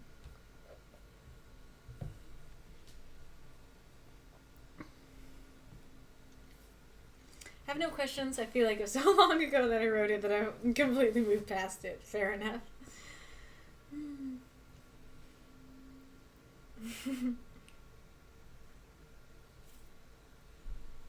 Honk Legion is a reference to a ghost clown in a D&D game, the evil clown declaring he and the other dead clowns are one as the Honk Legion. That's so funny. The idea is that Miriam will still look the same, but will be part of the hive mind, and Akash is hopeful that it is smart enough to play Miriam like a puppet and to report back that nothing was wrong. Okay, so that did remind me, I didn't talk about the other part of the individuality thing. So if I'm correct, that this is basically more like a radio signal, even if radio isn't the right type, but it's more like a signal coming out of an antenna. And if that signal is broken, you can go back to being yourself. I don't think that replace your individuality is the correct way to describe that, because, like I said, I get two images from that. One image is, all right, your brain will be put into the brain soup. The brain soup will be ladled out to everyone in the collective. And so you cannot go back to being Mirgan anymore because you are now the brain soup that was put inside you. You are multiple people. You are part of the collective. The other thing it brings to mind is Cybermen, like I said. Like, it's just everybody is a soldier doing their own thing. You're not really your own person. And so especially if they can go back to being themselves again, if the antenna is broken, if, like, they can wake up and be like, oh, my goodness, remember who I am. I'm Sophie. That kind of thing. That doesn't feel like the individuality is replaced. And then the other part, which I already talked about, is the thing I'm less sure about, but him going back and, still looking like himself. Sure, he's part of the hive mind, but he's still acting as an individual. He's not a Cyberman. He's not one soldier that is a cookie cutter of every other soldier having basically the same goal and job as every other soldier. He is an individual still, even if his brain isn't Mirgan anymore. You know what I mean? But like I said, it does say knowledge there, so maybe I'm being too harsh on that. Maybe it is just the brain soup part that matters. But the brain soup part does still matter if they can go back to being themselves if the antenna is broken. I think you're right. Restructuring the event to the followers grabbing Mirgan would be better. Rydia announced her sneak attack because she's not very good at thinking this out. She's kind of dumb. That's fair. If it's just a character thing, then that works too. Unsoup is a great verb. Glad you like it. Oh gosh. Apparently pork brains when cooked are kind of gritty, like there's sand in it. This has been Wolf's Tangential Fact. No, the followers collapse because they have no mental capacity once they have been disconnected, although length of time they have been connected is a factor. I meant to write more for comedic effect. Okay, so brain soup is very much an effect then. Hey, kitty. Brain soup is very much... Oh, baby! Oh, kitty, are you okay? Oh, sweetie. Oh, baby.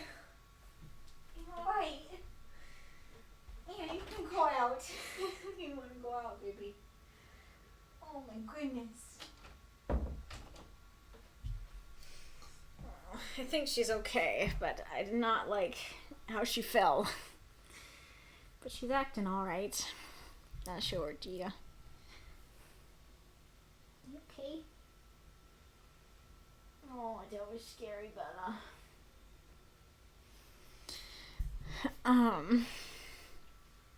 Anyways. Yeah, so the brain soup is very much still in effect. That they can't function on their own. So okay, so in that case, then the brain soup part is invalid.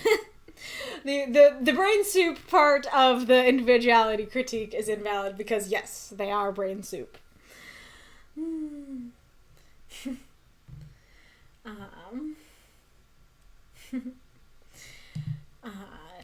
Let's go over here.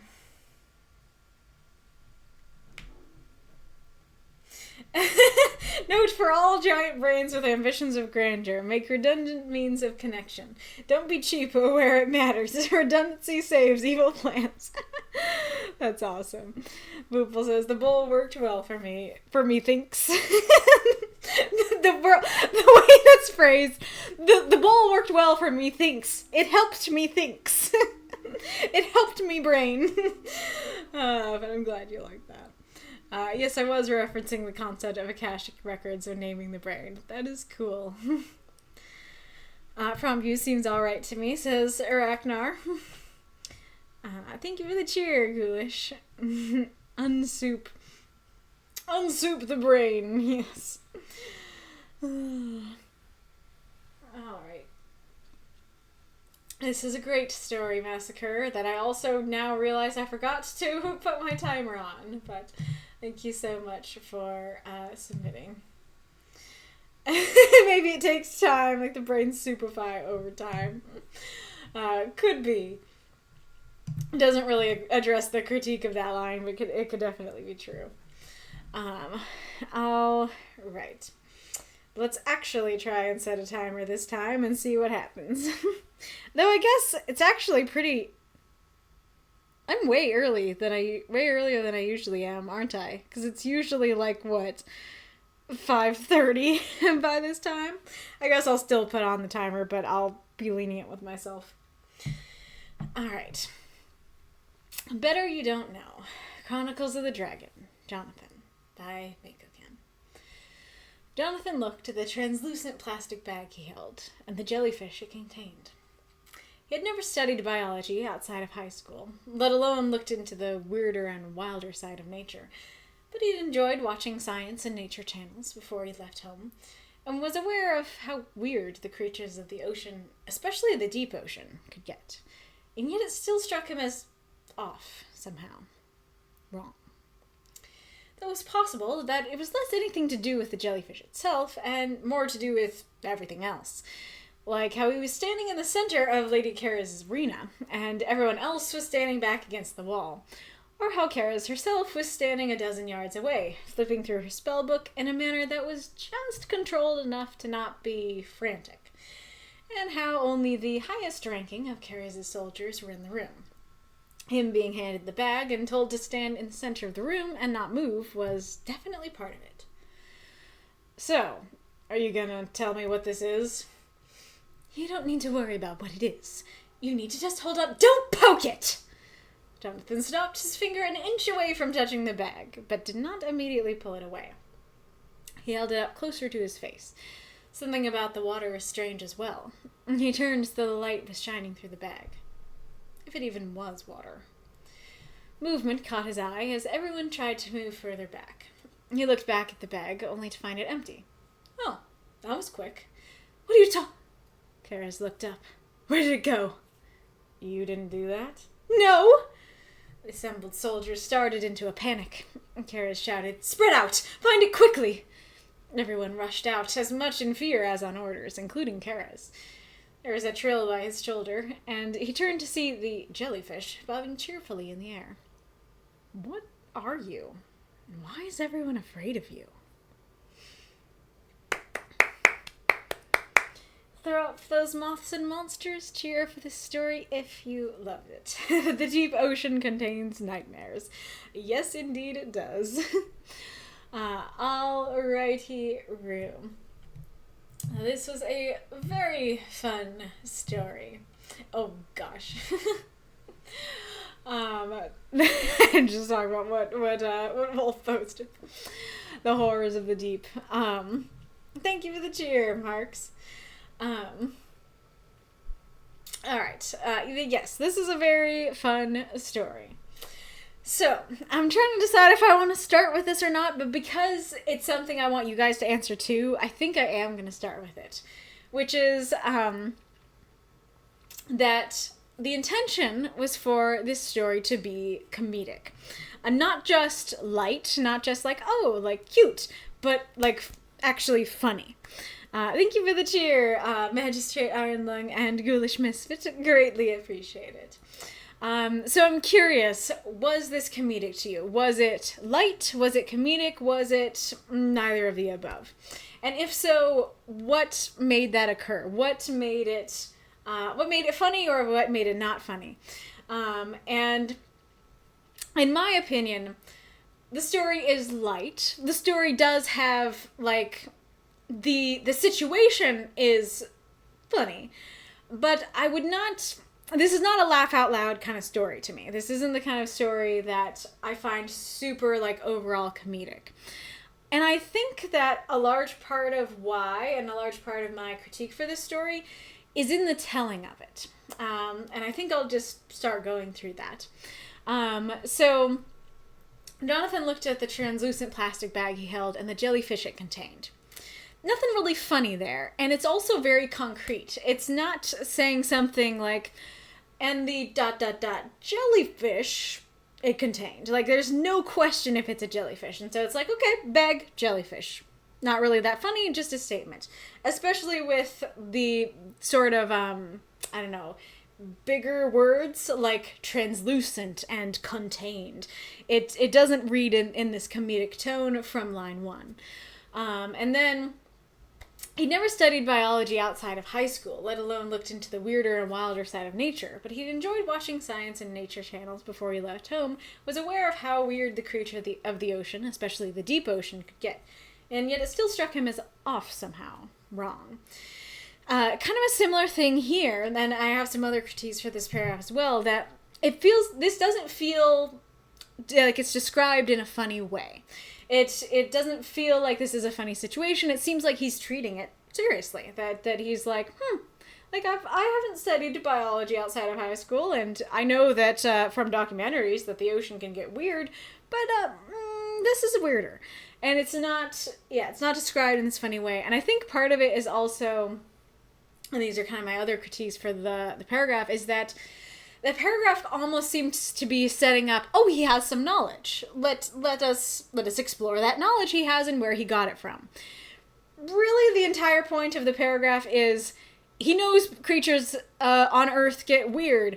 This is weirder still. Something's wrong with it. And so it's him knowing biology, him watching documentaries, none of that's important. It's not supposed to, it's not about the knowledge he has. What this is meant to be about is jellyfish looks wrong. And I feel like the, beefiness of this paragraph, and the fact that there's a lot that is said before we get to this, and because this isn't really described in a particularly comedic way, then I think it hinders that aspect of the story. And I think perhaps sets it up kind of in the wrong way. And maybe I'll come back to that.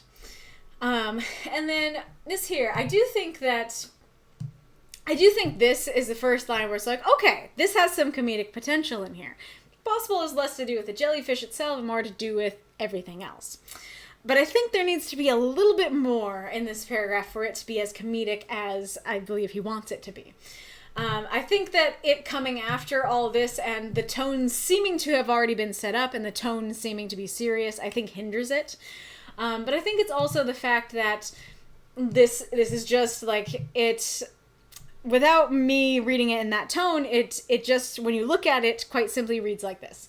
Though it's possible that it was less anything to do with the jellyfish itself and more to do with everything else. It does, you don't read it naturally with that, more to do with everything else. And that's what's comedic about it. And so I think adding an ellipses here, why is that tiny? I think adding an ellipses here at least would help it a bit. I don't know if it would be enough to make it comedic after, everything that came before. But I think that would help a lot. You could also you could italicize it as well. I think that would be great. You could do both. Like, I think just doing something with that to convey that tone that I read it in of everything else would be quite helpful. And then I think another thing is that, and this is a general question I have for you guys as well. What was your impression of Kara's? Who did you think Kara's was? What did you think the situation was? Who did you think Jonathan was to Kara's and to the other people present in the room? Because I can tell you something that's going on here is that Kara's is a supervillain, or at least she's a villain. And so that's part of what's so funny about this is that the villain and all the villain's henchmen are backed against the wall, terrified of a little jellyfish.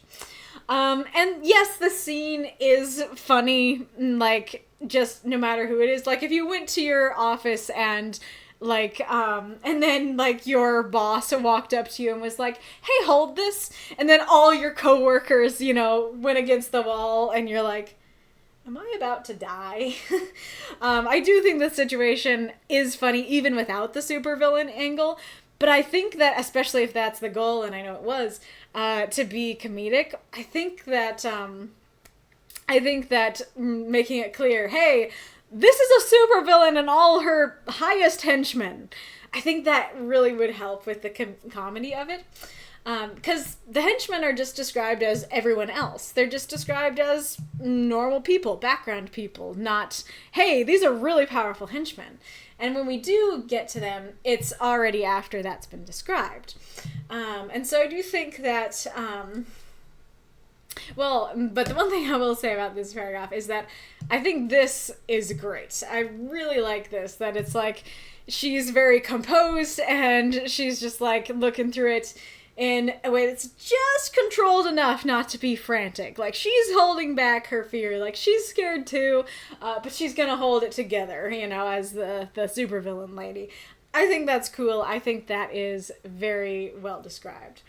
But yeah, I do think that kind of the, there's a little bit of that distance that I was talking about earlier here too, in a different way though. It's possible that it was less to do with the jellyfish and more to do with everything else. Like how this, or how that. And then, on its own paragraph, we have him being handed the bag and told to stand in the center of the room and not move was definitely part of it. This is part of the everything else. And so, I feel like it should be within the paragraph of everything else. Because I often end up tripping on that line because I think something new is coming up, but actually it's a part of what came before. But anyway, so that like how or this was definitely part of it. I think it adds some distance and takes away from the comedy. I do think perhaps just describing here's what's happening could maybe add to the comedy. So I decided to do something, and I wanted to do more, but I decided to just think about it, knowing that he wanted this to be not just light, but funny, haha, comedic. I wanted to try and reread it myself, how I might try to do that. I basically was doing that right before the stream, so I did not get very far, and I don't think that I really accomplished it. I don't think that I got to the point where I would say, yes, I believe that this is funny, haha, comedic. But I do think that I improved it, or that I addressed some of the things I'm talking about. So I want to read the little bit that I wrote to you and have you guys, consider, do you think this description does the job better, worse, the same as what he has? So down here. All Karis told him was, "Hold this, stand here, and don't move," which left Jonathan standing in the center of the arena, holding a bag containing what he could only call a jellyfish. However, if it really was a jellyfish, he doubted it would feel so wrong. He'd watched enough nature documentaries to know that the ocean got weird. This was more than just weird. It looked as clear, gloopy, and brainless as the next jellyfish, but a feeling crept up his spine that it was off. Alien, even. If it really was a jellyfish, he doubted he'd be standing in a supervillain's arena with the highest ranking of her soldiers standing as close to the wall as they possibly could, eyeing the jellyfish as if it might explode any moment. Karis herself stood a dozen yards away, flipping through her spellbook in a way that was just controlled enough not to be frantic. So I'm curious if you guys thought my version of events accomplished the job better.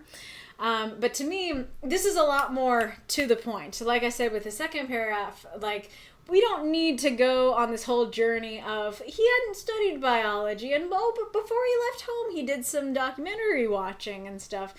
All you have to do, the importance of that paragraph is he knows the ocean gets weird. This is weirder.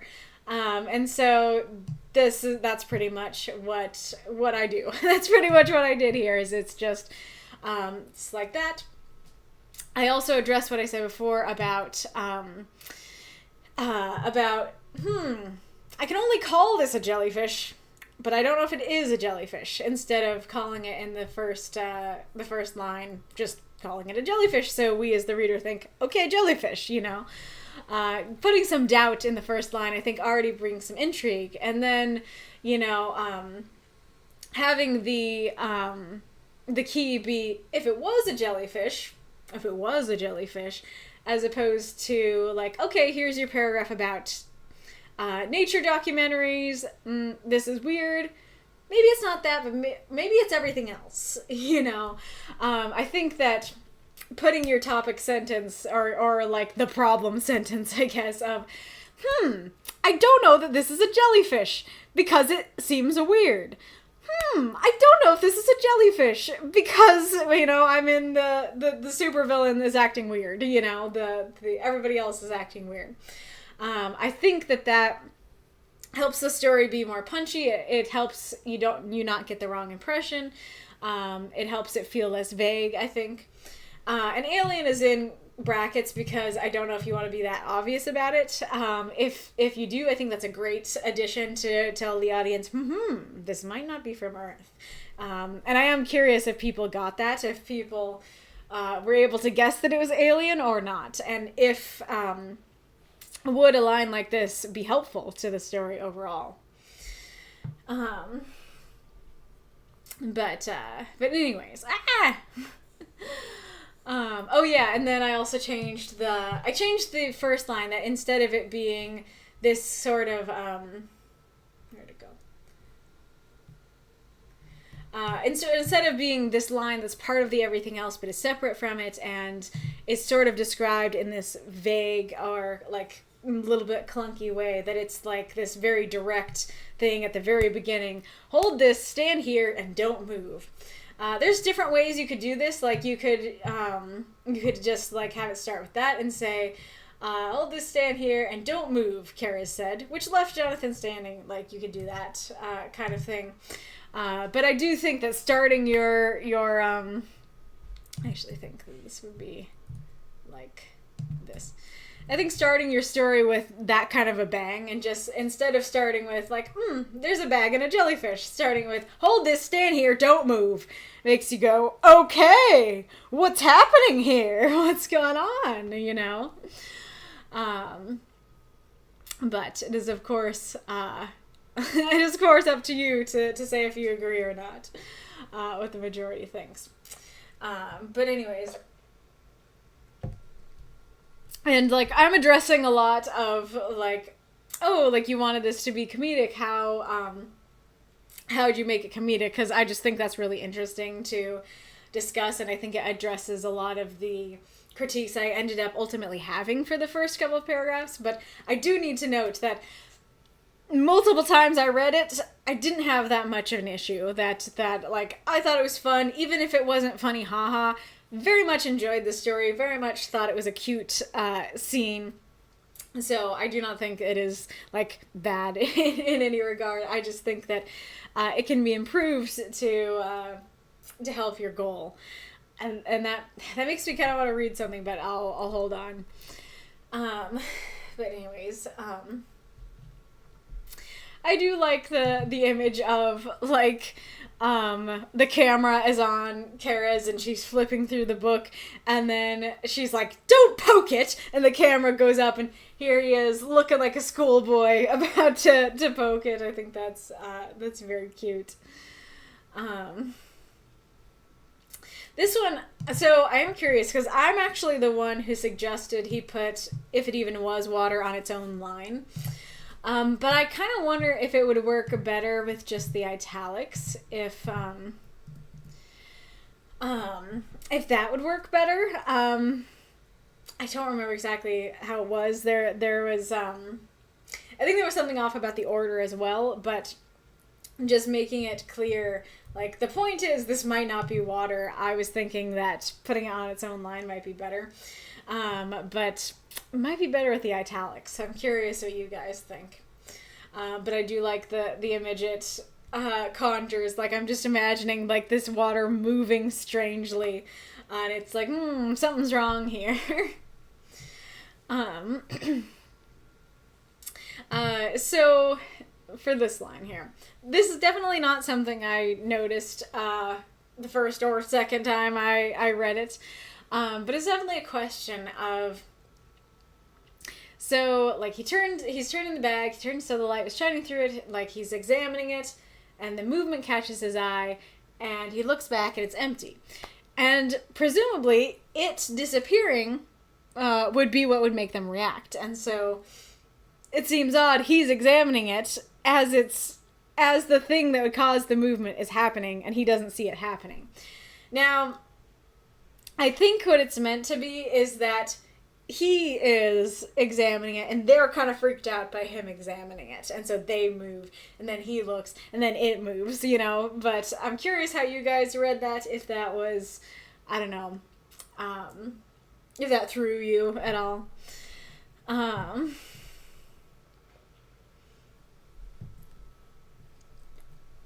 I do really love the idea of, like, everybody's freaking out, and everybody includes the villain and her henchmen.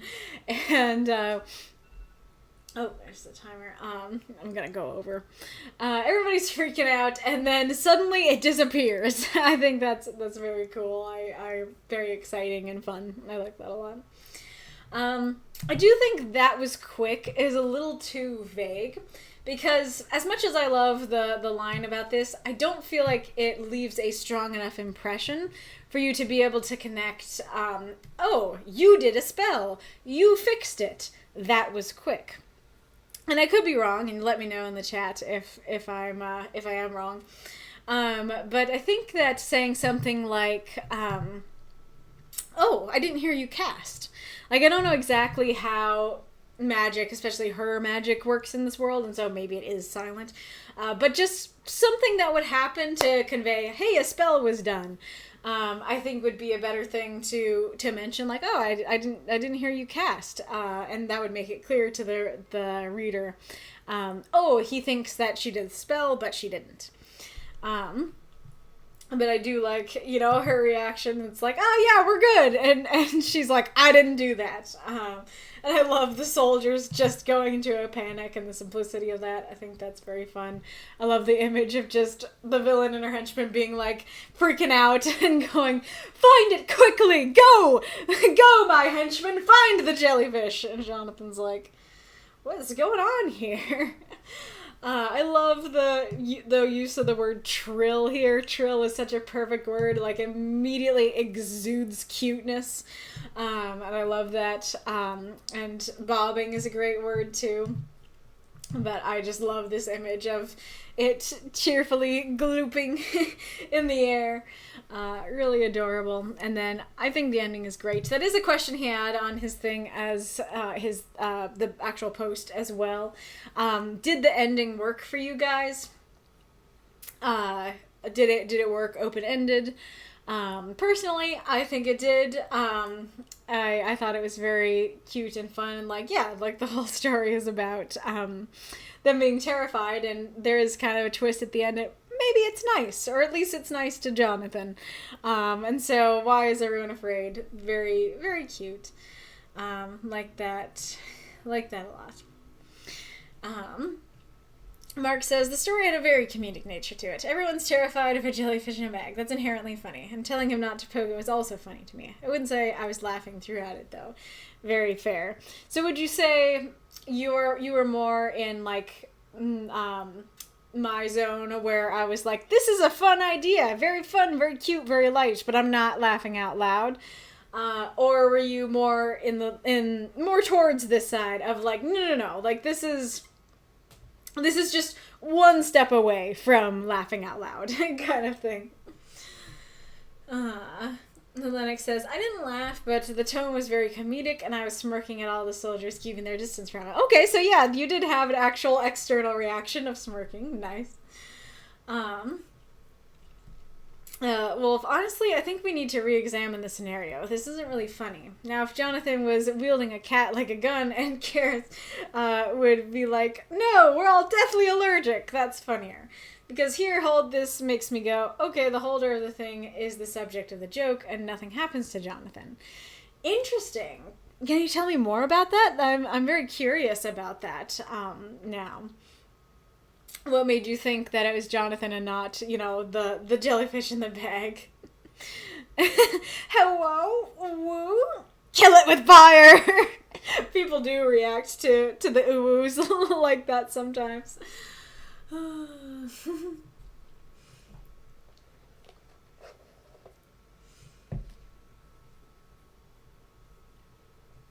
I think this is the kind of thing, like another thing to think about with this story is that I feel like, and I could be wrong, but I feel like if we saw it in a movie, it would be funny. Like, or at the very least, it would be the same. At the very least, it would be equally light.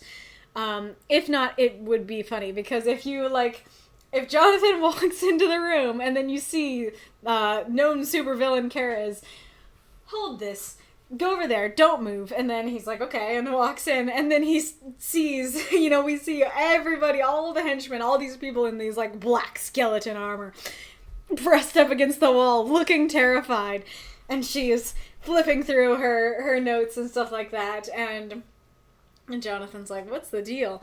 I feel like that would be funny. Like I said, at the very least it would be the same, if not more funny. And so I feel like the issue here is just trying to figure out how to describe that scenario. And that's kind of why I did my little rewrite thing, which is that the way that you describe things can give different tones and stuff like that. And so you're like, okay, I can see it in the movie. It's funny in the movie.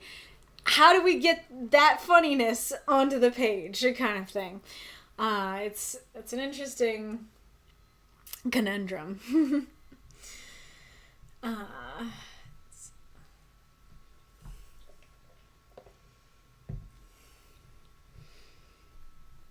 yeah, it's interesting because all the reviews of the story they all liked it, right? Everybody thought it was great, and I also thought it was great. But none of them explicitly were like, yes, this is hilarious, I was laughing out loud and stuff like that. And so it's hard to tell if other people did get that funniness or not. But anyways, I want to hear Wolf's response, but now I've run out of things to say. Let me go over it again and see if there's anything else I wanted to say. Oh, actually there was. This is not that big a deal, but I'll still say it, especially because I'm looking for stuff to say.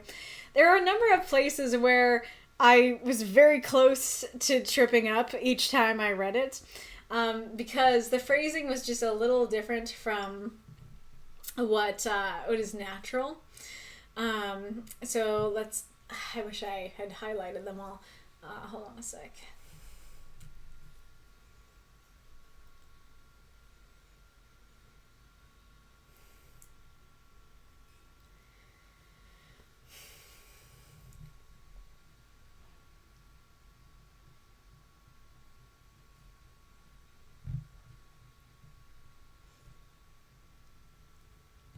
I think this is the first one. So I think the first one is you just need to hold on to it. I think you just is much more natural, and so you need to just was very close to tripping me up many times.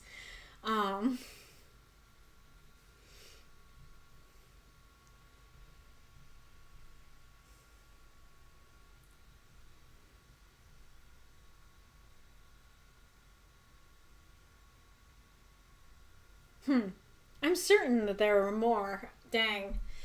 Dang, past me. Why did you not write it down?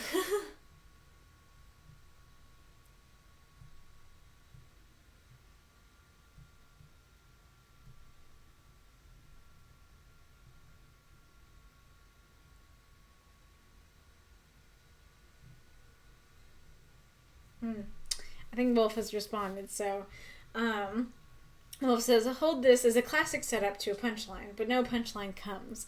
Now if the jellyfish zapped through the bag and then started to hug Jonathan, to which the villain recoils, then that would work. There's an indication that something funny is going to happen to Jonathan. So Jonathan is the focus and the subject of the joke. I see. So it's basically like, okay. So basically like it's sort of that idea of like, you have been handed the bomb and you don't know it's a bomb, and so we as the audience are waiting for the bomb to blow up, or we are waiting for the timer to start ticking. We are waiting for something to happen to Jonathan, or Jonathan to react in some way, and so when he doesn't, when everybody else is the subject of the joke, then it's not as funny, because the whole point is what's going to happen to him. Why is, they're all scared of it, so obviously something's going to happen, kind of thing. That's interesting. That I can totally see that. That definitely makes sense.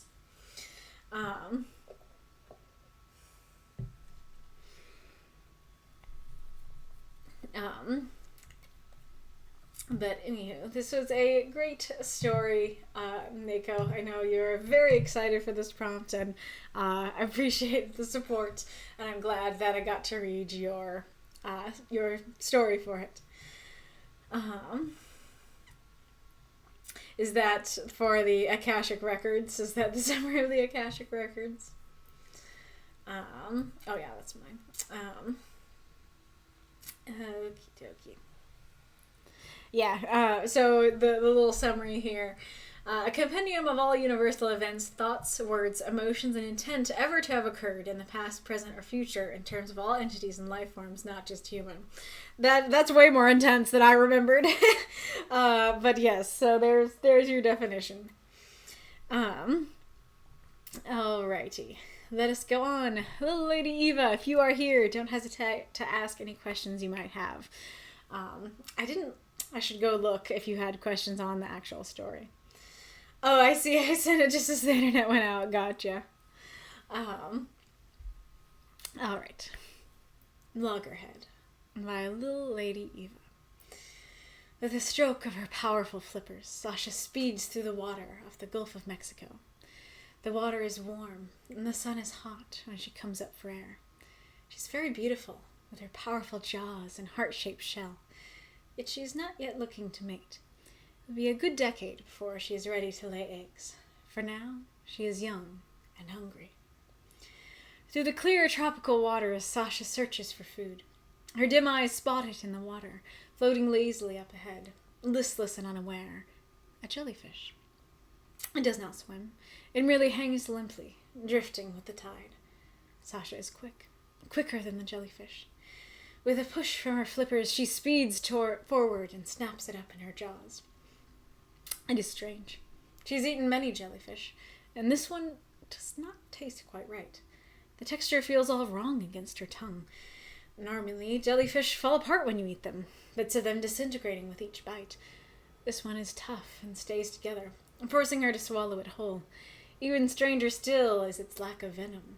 Every jellyfish fights back, and although Sasha can take it, today there is not even the tingle of a sting.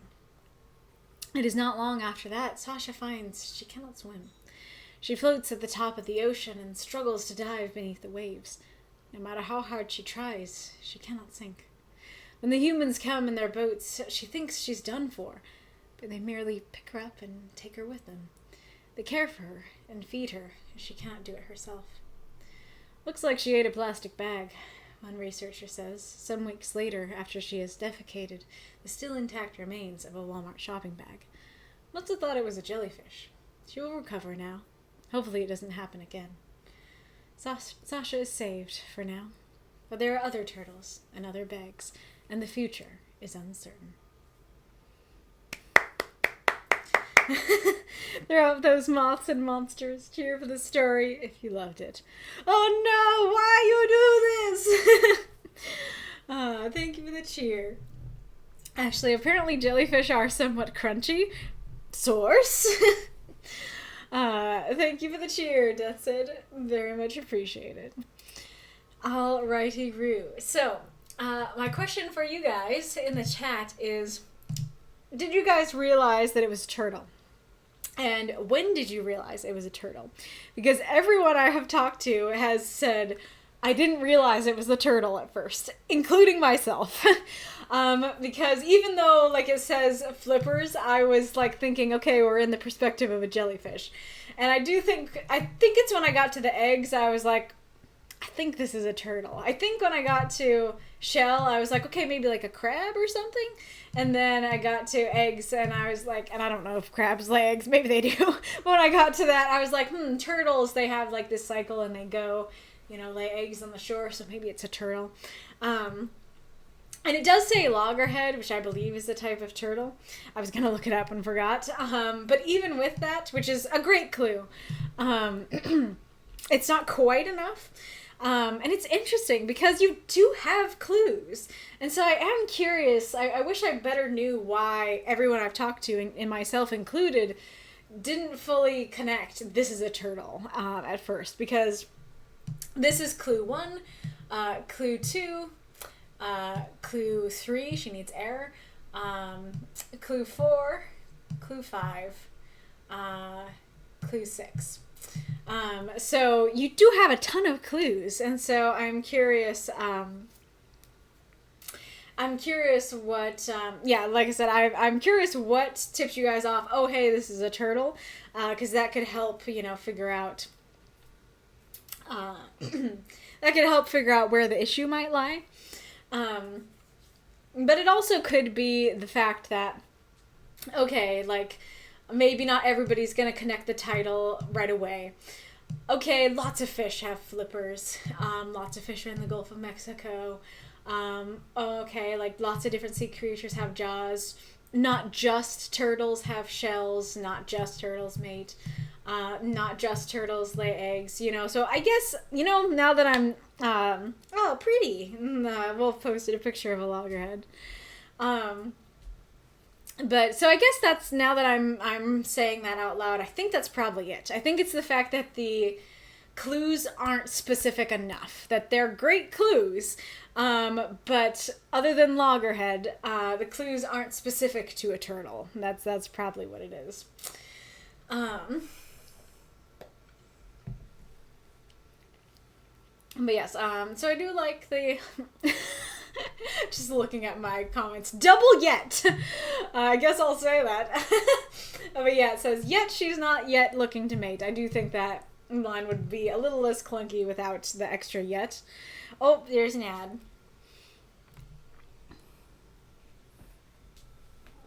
You're okay, Bella? Nice. Poor sweet thing. Poor sweet thing.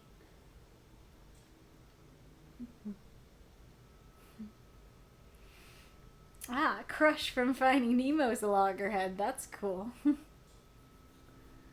Yeah, that's also fair. Booble says, it makes a lot of sense. I guess I shouldn't say this while the ad is going. Okay. Wait for a little bit longer. You're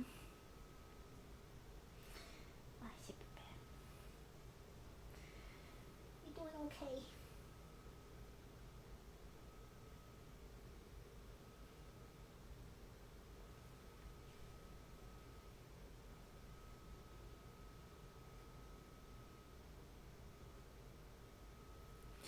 All right. But yeah, Boople said, which makes a lot of sense. I just didn't expect a turtle from this prompt, so it wasn't really my sights.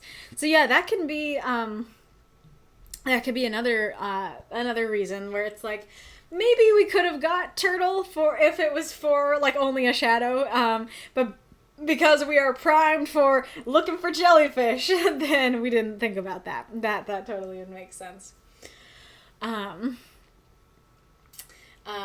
But yes, fun introduction paragraph. I think it works well, despite the issue that we had knowing it was a turtle. I do, like the intro to the story. Hey, here we are, Gulf of Mexico. Water is warm, and so is the sun. She's beautiful. We know about her jaws. Food is going to be a big part of this story. And then it's kind of telling us, hey, she's got life left to live and stuff like that. And then I like this as well. I think this is a great way, because I definitely was already starting to connect. I think this is a bag. I think that was very well done. Really, like, we are in Sasha's perspective. Like, the turtle would see this as a jellyfish, would not at all know what a bag is or realize that it's not a jellyfish. I think that's great. I like the snaps it up. I can totally visualize that. I like this paragraph too. I think that's very well done. That it's like I've eaten a ton, and this one's not right. Small thing, but I don't eat jellyfish. So it like sticks out a little when we have that second person thrown in there. It's not wrong to write it this way. It just sticks out a little bit, and I think it would not stick out if you said normally jellyfish fell apart when she ate them, or in present tense. Normally jellyfish fall apart. No, I guess it would have to be in past tense. No. No, it could be normally jellyfish fall apart when she eats them. I think that it could quite simply be that. Yeah, she eats a lot of jellyfish. They fall apart when she eats them, not when I eat them, This is very well described, I can just totally visualize and imagine all this. She's trying to bite down on the bag, and it doesn't seem like a jellyfish. It's not doing what jellyfish do and falling apart. It's sticking together, and now she's swallowing it whole, and it doesn't have any venom, and there's no sting. I think that all of it's very well described. I like you go into the different details of that. So this here, I'm not very knowledgeable about this, so I could be wrong. I didn't really want to research it, but I will say it just because it's just a thing that stuck out to me as I read it, is that this is something that's getting stuck in her stomach. And so I could believe that she would have stomach troubles, that she would have trouble eating, maybe her tummy would hurt, maybe she would have trouble on the other end. I could also visualize maybe something's wrong with her lungs, maybe she's struggling to breathe or something. I don't imagine her having trouble with her flippers. I don't imagine it hindering her movement. Like I said, it would hinder her ability to eat, or her desire to eat, presumably, but it wouldn't hinder her ability to move. And like I said, I'm not knowledgeable about this, and so maybe this is actually completely factually accurate, and that is what happens. But it's just not something that I've heard of, and it's not very intuitive to think something in the stomach affects the flippers. You know what I mean? I do like but it is sad, and you do really feel for her and really want her to be rescued at this point. And then I like here are the humans, I'm really done for, and hey, wait, humans can actually help sometimes. I like that. I like that, part of the story, that message. It's very, adds some wholesomeness to it, which I enjoy. So my biggest critique for this piece is quite simply the words Walmart shopping bag. Because this story, on the whole, is from Sasha's perspective. We, as humans, know that this is a bag, or we could guess that this is a bag. She doesn't. She absolutely thinks this is a jellyfish, and because she thinks it's a jellyfish, that's the only way she's describing it. So she's saying, This is a jellyfish. Doesn't quite taste like a jellyfish, doesn't quite act like a jellyfish. And so she has no idea that it's a Walmart shopping bag. She doesn't know what Walmart is. She doesn't know what bags are. And so this right here is in her perspective. And I'm fine with you including the dialogue personally. Like, I think she can hear this dialogue and you can include it in the story, that you can have it be, looks like she ate a plastic bag. One human says, some weeks after she has defecated the still intact remains of the jellyfish. Must have thought it was a jellyfish. She'll recover now. Hopefully it doesn't happen again. I'm fine with that. I don't really have a problem with that dialogue being included. Yes, Sasha probably wouldn't understand it, but it is something she is hearing. It is something that is there in the vicinity. And so as long as her narration remains her third limited narration, then I think it's fine to have dialogue that maybe she wouldn't fully understand. Yes, it would be more inside her head to have it be like, the humans say things that she can't understand. But that might not tell the story you're trying to tell as well.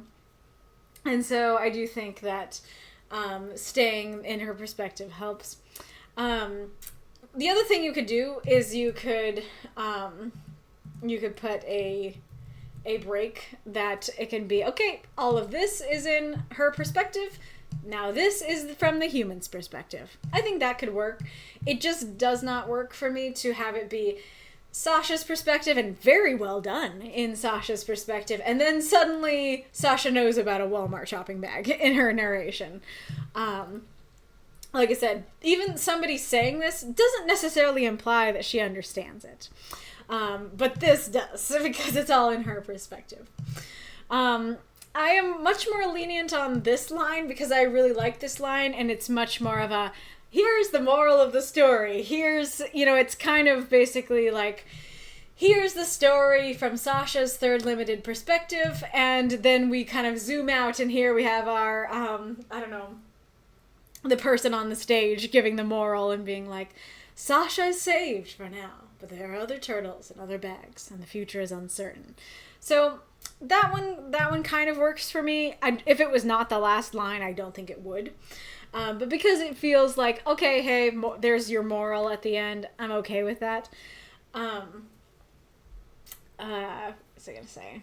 But it could potentially be better, like, if you did indeed do the break thing, then yeah, like, that would be, from the researcher's perspective, the human perspective as well. With that being said, I do really like that last line. So if Sasha died, I am telling you right now, this story would have been a personal veto. It wouldn't have been like a bad story, or that would not have broken any rules to do it that way. That's just not something that I would have been able to handle well, especially right now. But because you did save her and had her live, then I was able to handle that. And I'm very appreciative of that, because this is a really great story with a really, really great message. And I'm glad I was able to read it here on the stream. And it kind of like just brings up this idea that I think I've talked about before, which is that this is something to consider, especially when you have like, you're not writing in a continued universe, you're not writing a continued story. This is your one contained story in this universe. You can decide to kill off characters. You can decide to have something really horrible happen, and that can be the end. And I don't think that would have, at least personally, I don't think that would have told the story as well as you wanted it to, because we, as the reader, we don't like turtles dying. At least if you're not a psychopath who likes to torture jellyfish, you're not really okay with turtles dying. And so leaving a story with, okay, she just died, yes, that does tell your message as well, and it tells it in a different way. And yeah, okay, like maybe there are ways to argue, okay, like leaving the reader in that devastated place might make them more likely to go and donate to places that, save these turtles who do die from this. But I do think, like, as this contained story, like, we're wanting the turtle to die, and so the hope and the relief within the story itself of, oh, thank God the turtle survived, and then still allowing us to leave in this place of, like, hey, she's okay, but not every turtle is, I think is a good way to end it and still have that message of like, hey, maybe we should do something about this. Maybe you should go donate to, to saving the turtles or something like that. I think that is a great way to do that. That you don't have to end things on this horrible, devastating place to make a powerful point, and tell a good story, And then going on that in general, like I often talk about transcendency, or at least I did in the past, and not as much lately, but I really like it when stories are transcendent, when it goes beyond the page, when you can walk away from the story and keep it with you and relate it to your own life and stuff like that. And I think this story absolutely has that. That it's in many ways, like, of course there's the way in which, like, hey, there's a lot of garbage in our ocean, maybe you should do something about that. And so, like, there's a literal call to action in the story of maybe donate, maybe go pick up some trash, like, maybe don't litter, all that stuff. But it's also like, it also just leaves you with thinking about the earth and animals in general, and thinking about how these things happen and stuff like that, even if you're not thinking about it in the specific call to action aspect of it. I think it really is something you can take home with you and find, touching, and continue to think about as your week continues. So I think it's very well done. I think this is a great model for these short writing group stories, one of the, how to make them powerful and leave you with something. So I think you did a great job with that. I'm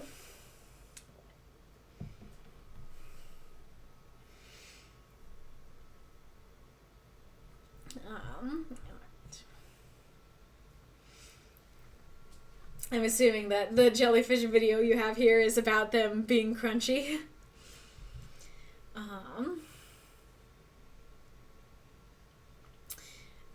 Let's see. Protecting scale points on the anterior margin of the forelimbs allow manipulation of the food. These points can be used as pseudo-claws to tear large pieces of food in the loggerhead's mouth. The loggerhead will turn its neck sideways to consume the torn food from scale points.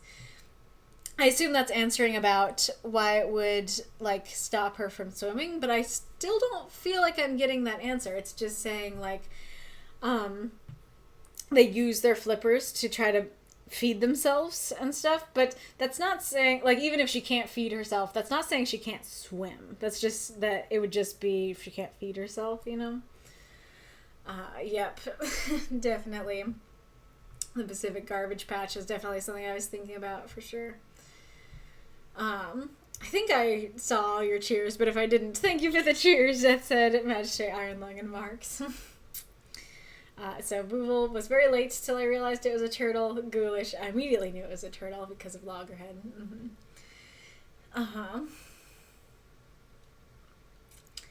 2 encores. Lovely. So we have both Reinkarnitor and Shanice unlocked. Moral of the story: give a hoot, don't pollute. That's great. No one will get that reference. No one said that since the early 1980s. Yeah, I didn't get it as a reference, but I thought it was fun. Which is ironic, because I'm arguably not old enough to get that reference. Fair enough. Alright. Yes, great story, Lilladyeva. You did a great job with this prompt. Alright, well, I actually have a midstream question for you all. Actually, Documancer had a midstream question for you all. So, Documancer was asking this question in the writing group chat, and chatting with myself and some people about it, and as we kept chatting, I was like, you know what? I think this could be fun to discuss on the stream tomorrow. So, I asked permission and got permission to ask it, so this is just direct quotes from Documancer. How do y'all know you've improved in your writing? Or is that not something you care about? Just don't know how to measure improvement when it comes to writing. It's such a vague preference. So, yeah. How do you measure improvement? How do you know that you've improved? I definitely have answers to this, but I will wait to give my own answers until we come back. So, let's get set up. That is kind of funny. Let's get set up for the break. I just went to my relaxed movement music, and the comment is, "Thanks, my dude, for the fresh beats." I don't know why that's funny to me. Alrighty. But yes, I will see you guys in like 5 minutes. And thank you for that, Ghoulish. Appreciate it.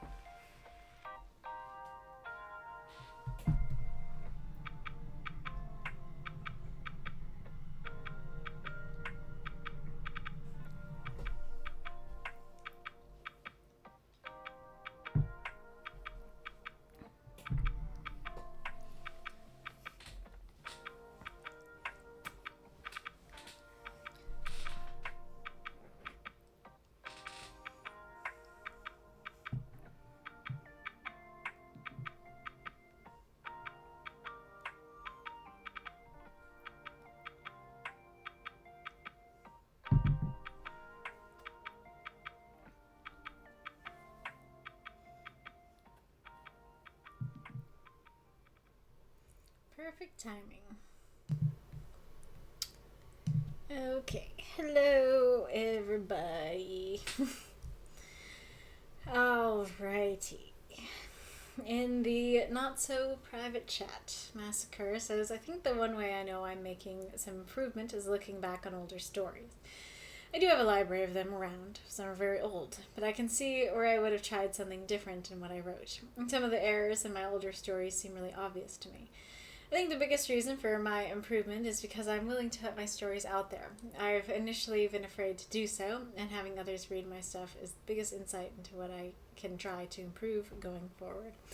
Yep, like those are the first few answers that come to my mind as well, that looking back on stuff I've written before and seeing, oh, like, I made a mistake here. This, like, there's a grammatical issue here, or, oh, I would describe that like this now, kind of thing. I wanted to go grab some of my old writing, for you guys to compare, but I needed more time. that could, let me know if you'd like that as like maybe a potential stream, as I could try my best to like find a Savion story that I wrote, you know, many years ago or a decade ago, and then try, if I haven't already, try and rewrite that scene today and see the differences, the improvements. That could be kind of fun.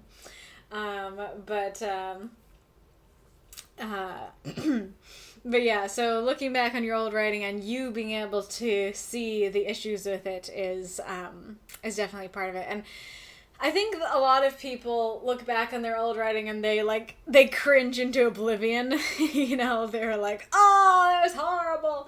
And there's one sense in which, like, oh, like, that's good because it means you've improved. It means that if you think this is bad, then hopefully that means now you're good. But at the same time, I feel like there's also an attitude of, like, looking down on your past self and your past writing a lot. And I don't feel like that's very productive, because it's great to see that you've improved and to note that, but completely, you know, dismissing your past self as cringy, I think, you know, removes, first of all, like, the respect for who you were back then and where you were back then, but then also doesn't let you see what good you could see in that. But anyways, yes, so looking back and seeing where the issues are. And on the other side, you might look back on your old writing and like it. But generally, if you can see, like, you know, oh, I see where I could have done this better, or I see where I made a mistake, even if you do like it or think it's good, then, like, that also still tells you that you've improved. Like, you don't have to, like, cringe into oblivion to know that you have improved as a writer. And then, yes, letting other people look at your writing and be like, hey, I, as an outside observer, can tell you have improved. That's pretty good evidence that you have improved. And definitely letting them influence you and help you is something that can help you improve. Not just others can tell you that you've improved, but they can help you through that improvement. Wolf says, how do I know I've improved? That's the thing. I kind of don't. That's the neat part. I don't. I can focus on certain aspects and try to get better, but I don't know with certainty what I'm improving. That I'm improving. This is mainly because I've been struggling to write for prompts for a while now. Having said, I think that telling an effective story is what a writer should focus on. Writing devices or tools to help you, and the prompt is a perfect time to try out techniques you're shaky on. In short, you can improve your use of writing tools, but improvement overall is difficult to gauge. Does that make sense? Probably not. Maybe it's that we need to get more comfortable with writing and more comfortable with failing. Interesting stuff. So first of all, it does make sense. Like, if the main reason that you write is for these prompt stories and you haven't been writing a lot for the prompt stories or haven't been consistent with them, that's totally fair that you might not see improvement. That it's definitely one of those things where the more you do it, the more you will see improvement and the more you will have content to compare to. So that's fair. I don't fault you for that or anything. And then that, but it's also fair that, like, maybe in general, yeah, you can focus on the things. I mean, it's kind of the situation of when you are growing up or when you're just growing and changing, you don't see it because you look at yourself in the mirror every day and you look like yourself. But somebody else, that hasn't seen you in 10 years comes and looks at you and is like, whoa, you've grown up, or like, wow, you're so different, and stuff like that. And you're like, I guess maybe I have changed. And I feel like this can be like that as well, that that while you are doing the writing every day and looking at your writing every day, no, you're probably not going to see how you've improved. And that is part of why looking at your old writing can give you that experience, can make you the older auntie looking at the little kid, or who they thought was a little kid. It's like, oh, you're different now, you've grown up, so you can kind of give yourself that experience. But yeah, like you won't necessarily know that you have improved while you're just looking at your everyday writing, or your every week writing, or every month, or whatever. And then that is a great point for sure, that telling an effective story is what a writer should focus on. That like literary tools and devices are great, but like the main thing you should focus on is, how do I tell an effective story? And these are just tools in your arsenal for that, as opposed to focusing more on the tools than the story. For sure. And then, yeah, like using a prompt is a great way to try out new techniques. Like everybody seemed to love the genre thing. I guess that I'll write that down as a potential challenge, that not just try a genre you're uncomfortable with, try a device you're uncomfortable with. And by device, I don't mean a death ray. All right.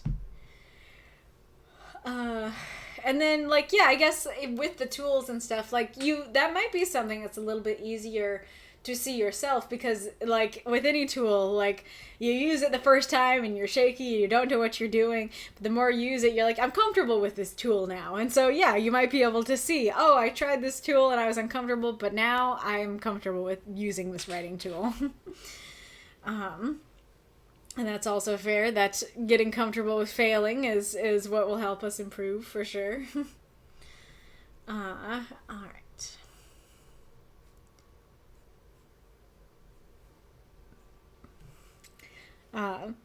That says, the only way I know I've improved is getting other people to read my stories. It's too slow and gradual for me to see it otherwise. So yeah, kind of exactly what I was saying.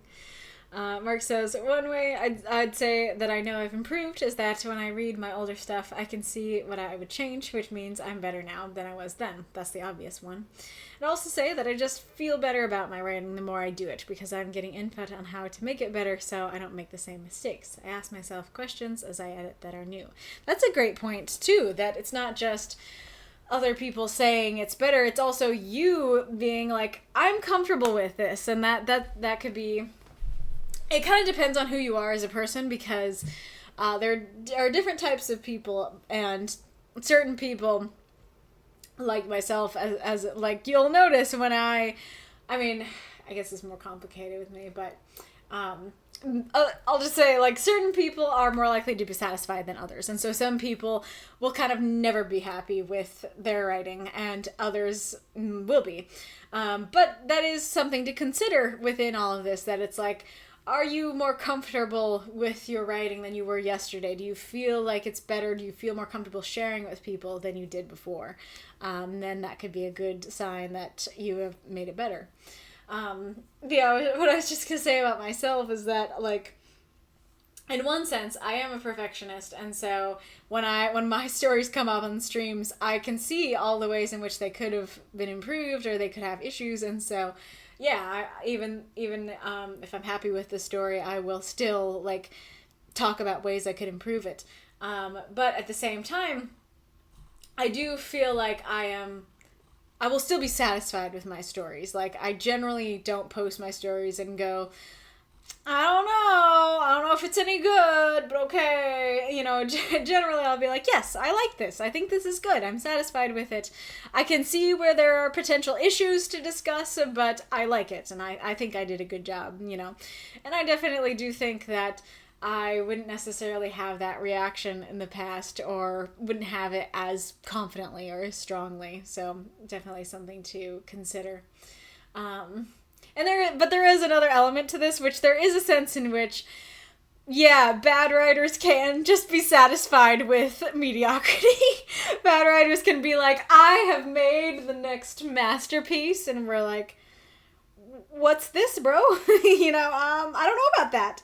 So take your own comfort with a grain of salt, but especially if you are the kind of person who is unsure of your writing, if you are able to be unsure of yourself, and then you feel yourself getting more sure of yourself, then that is a good thing to consider.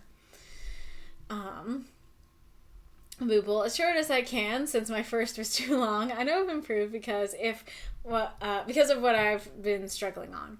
It's no longer starting a story or creating a plot. It's now specific words, literary devices, playing with word choices to mold the mood properly. I've gotten a lot more into the weeds with it because I can afford to now when I couldn't do before. Ooh, that is a great answer. I like that a lot. So that totally makes sense. Like before, you're like, oh, I'm struggling with starting the story. I'm struggling with the plot overall, and now you're struggling with the minutia of writing devices. That is a great way to put it for sure, and that does tend to be, I think, the process of like new writers will struggle with those bigger things of like pacing and plot structure and stuff like that. But the better you get, the more you're just gonna struggle with the little things of the story and stuff like that. But even outside of those specific examples, yeah, if there's a particular thing you're struggling with, and then you see that you're not struggling with it anymore, then absolutely, that is totally a sign that you have improved. Yes, I really like that answer too. Welcome back, Arith. Yep, exactly.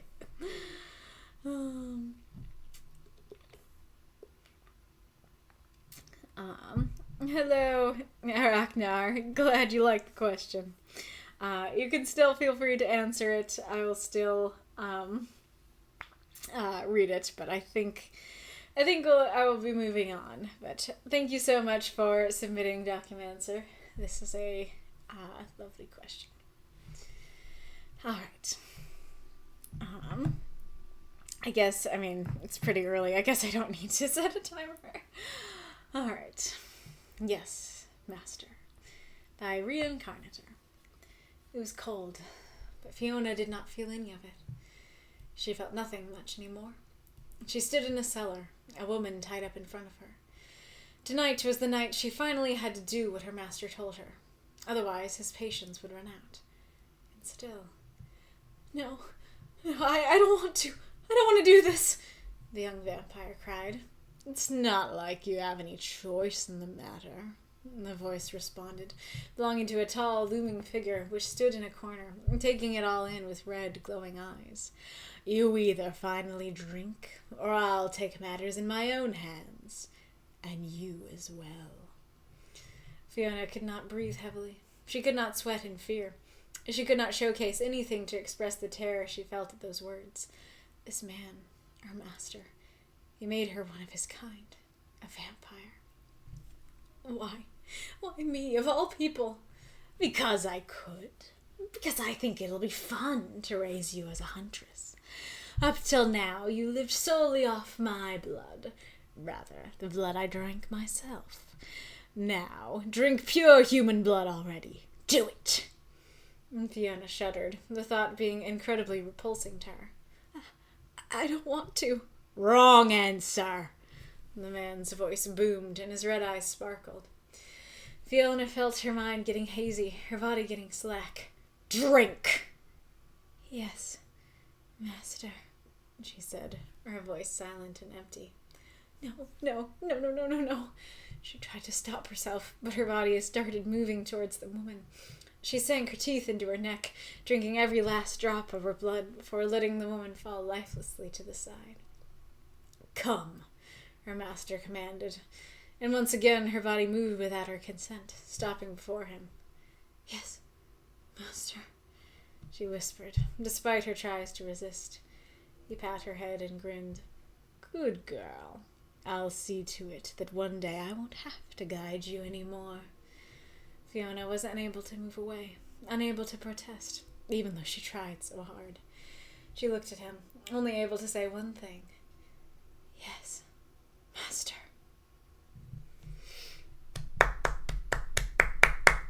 And throw up those moths and monsters, cheer for the story if you loved it. That's fair, Ragnar. I mean, if you do some thinking while I'm reading, you can still feel free to submit your answer. Yes, I totally, as I was every other time I read it, I was not thinking about the do it meme, but something about the way I read it that time totally made me think of it too. Thank you for the cheer, Magistrate Ironlung. There you are. Okay. All right. Well, Reinkarnitor. I am shocked and impressed. Your stories are, or at least the stories I've read from you, are almost always very light and bright and fluffy, and I do love that about your stories. It is I have talked about the fact that we love our darkness in this group, and so they are welcome respite. But even though I love your bright stories, I was shocked to see a more darker piece from you, and I thought you did a great job with this. I think you are showing me that you are capable of brightness as well as darkness, and able to do it well. So yeah, very much enjoyed the story, and Fiona's past is something I've been curious about for a while, so I very much enjoyed getting to, I mean, it's one of those things where it's like, I enjoy, as a reader, reading, I enjoyed getting the drama and the info, but I'm also sad for Fiona, and so in that sense, I didn't enjoy her in a bad place. But anyways, I think let's just get started. Oh yeah, okay, so we have the thing I mentioned before. Does this story feel like it fits the prompt? So what did you think in that regard? Would you, if you were me, if you were in my position, would you go, this story has so little jellyfish and so little bag that I would put it as a disqualification because it doesn't really fit the prompt. I included it because, as I said, I can see it. It's not that I can't see the prompt anywhere. I can see, yes, like, she is the jellyfish, she is caught. She is caught in a bag. That being said, I do think it rides the line of what's acceptable, because there's really no jellyfish imagery and really no bag imagery. And so I let it through because I really liked the story. I thought it provided a lot to discuss. And because I could see the prompt, it wasn't like I arrived at the story and was like, where's the prompt? Like, I could totally see how you meant to use it. But at the same time, you know, there ain't a lot of jellyfish and there ain't a lot of bag. And so I do think that at least having some imagery of either or both would be really helpful, and we will come back to that in a bit. This is a minor thing, but I do think this line would work better at, she felt nothing anymore, or she, either she didn't feel much anymore, or she felt nothing anymore. I think would be more powerful and flow a bit better. But saying she felt nothing much anymore, I guess it's maybe the casualness of the phrasing, nothing much, that feels like it takes away from the drama of what you're trying to convey. Nonetheless, I do really I think that's a great starting line. It's cold, but Fiona doesn't feel any of it. It definitely feels like a good intro to the story that we are about to get. Everything is cold and terrible, but she doesn't have control over any of it. So I think that's cool. So she stood in a cellar, a woman tied up in front of her. So how is the woman reacting? Has she been knocked out? Is she just laying there unconscious? Or is she hypnotized? You know, she's awake, but she is kind of a zombie, you know, to the master. Is she screaming, shaking, hyperventilating? A woman being tied up is not innocuous. That is quite the part of the scene. And it feels like it requires more explanation to me, because my brain honestly skipped right over it because it's described so casually that it's just, yeah, a woman tied up in front of her. It's described the same way you describe, there's a lamp in front of her, like she's part of the scenery. And so because this is a big deal, this is something that, you know, this is not this is not just a setting detail, like, this is a big deal. I feel like it should be given more weight at the beginning here. Or you could wait to describe it until later and make sure it has that weight later using these words. But even if she is knocked out, using more words to describe, you know, her limp and knocked out and stuff like that, I think would help her feel a bit less like the scenery to me. And then for this line, tonight was the night she finally had to do what her master told her. I don't think this was the intent, but the way it reads is that every other night she didn't have to do what her master told her. But tonight, finally, she has to do what her master tells her.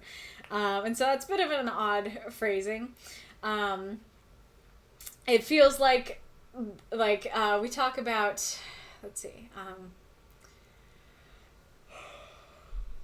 oh yeah, that we talk about, like, up until now, you've used my blood. Up until now, you live solely off of my blood rather than the blood I drank myself. We don't know how long that is, but we know that it's like at least a few days, but I was thinking like months, or weeks at least. And so it's like, yeah, they have a relationship, they developed a rapport, and so it seems like every night she'd have to do what her master told her, and every night his patience could run out. And so this feels like an odd detail, I think, or at least it's oddly described. So I think either taking out or describing,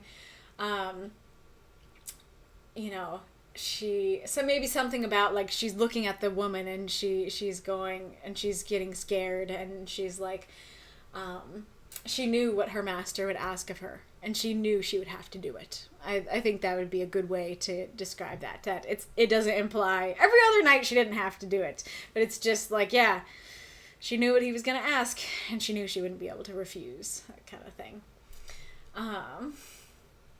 I do really like the emotion right away that we have here. I think it's very powerful. This is sad and powerful as well. I really like the imagery of him. I think you do it very quickly.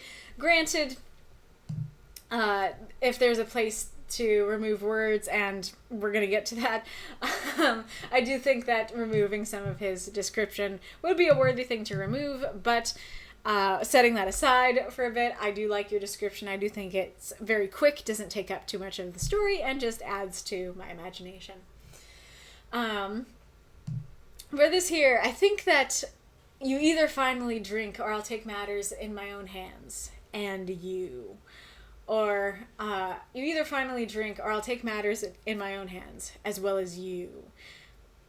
I think either of those would read a little bit better than and you as well. There's a little bit of clunkiness to you either finally drink or I'll take matters in my own hands, and you as well. I definitely vote for just the and you. I think that's much more powerful. I honestly, because of the phrasing, didn't quite get what this sentence was referring to at first. So I think if you just have it, you either finally drink or I'll take matters into my own hands. And you. I think that would be punchier.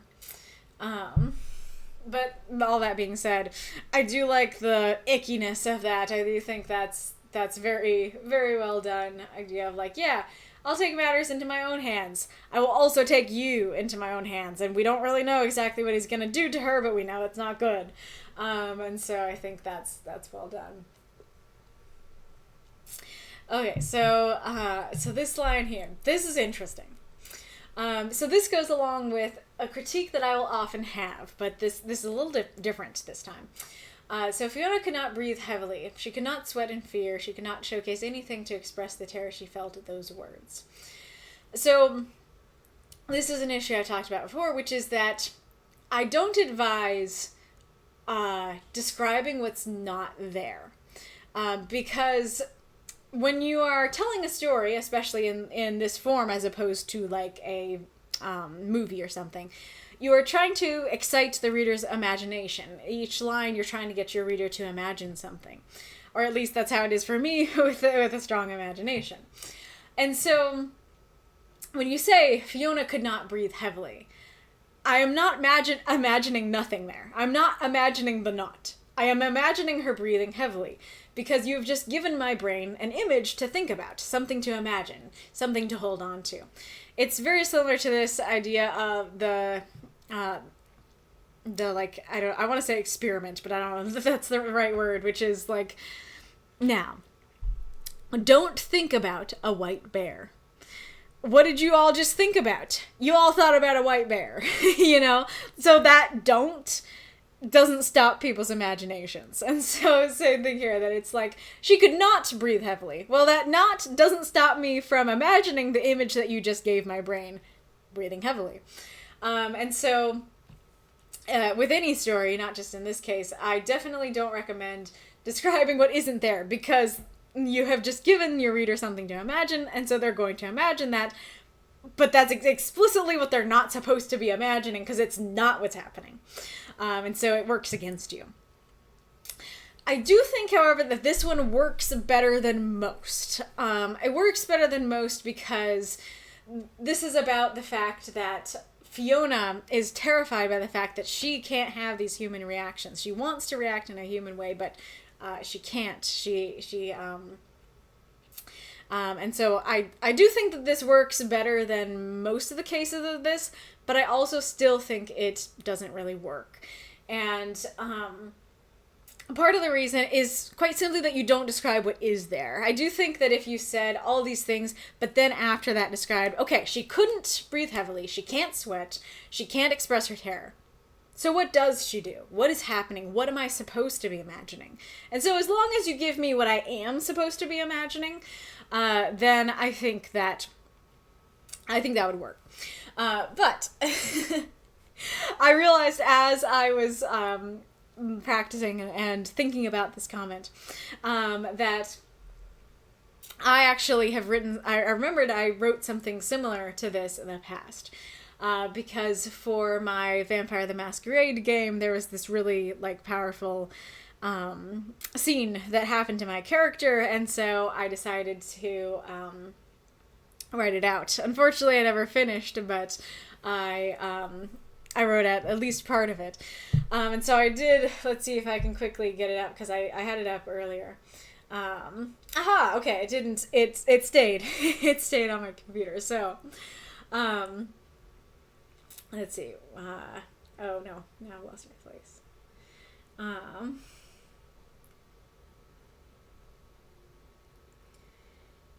Okay, so I'll read you what I wrote, and either we will prove that that I'm a hypocrite and I did exactly this, or you'll be able to say, no, I think that what you did worked. So I'll read the little paragraph where I did this. I leaned back against the wall. If I could breathe, I would be breathing heavily. My chest would be heaving. If I could feel my heart beat, it would be pounding a race on the tracks of my veins. If I could sweat, it would be dripping off my skin. But I can't do any of that. So the only thing my vampirical body does is shake. Oh, God, I whisper. I can't breathe, but the words still weigh heavy on my chest. I put my hand in my hair, over my third eye.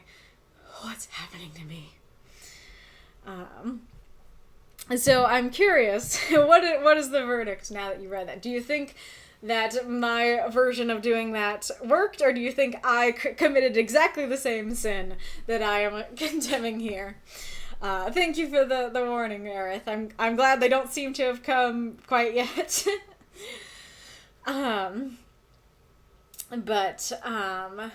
But yeah, so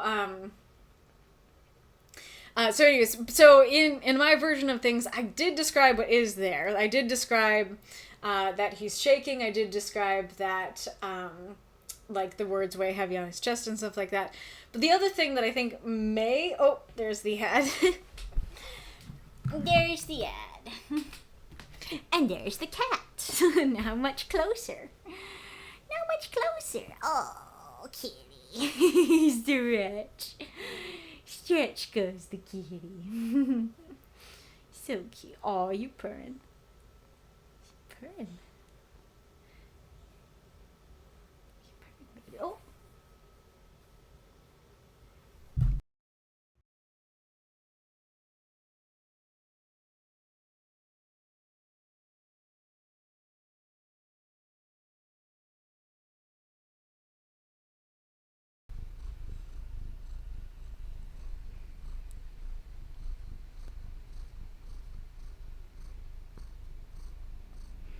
Yeah, a baby cat.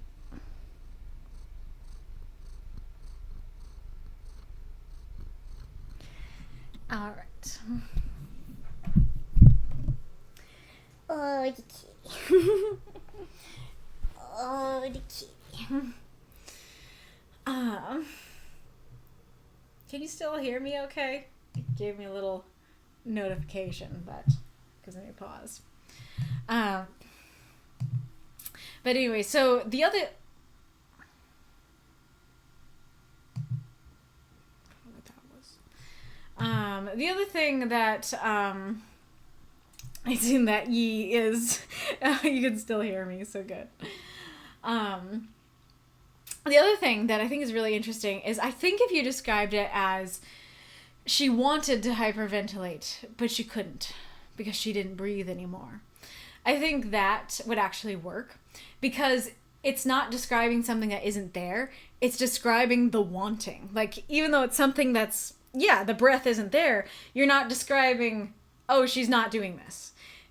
You're describing the want. And so I can totally imagine the want without, suddenly imagining, okay, I'm imagining her hyperventilating, but you just said she's not hyperventilating, so what should I be imagining? I am imagining her wanting to, and I am imagining the pain of, like, I can't do this. And so, which I think is very interesting, that's a very subtle change, but I do think that would work. So yeah, I like what you're going for, clearly, because I did something similar. I like what you're going for, of like, she's a vampire, she can't breathe, she can't sweat, and she's noticing this absence, and this absence is terrible. I like that a lot, but like I said, I do think it also has a little bit of that problem of Fiona could not breathe heavily. Okay, well, the only image I'm given in that line is breathing heavily, so that's exactly the image I'm imagining, but that's exactly the image I'm not supposed to be imagining. And so I think going into either what she does do or talking more about that want and stuff like that, I think would work a bit better.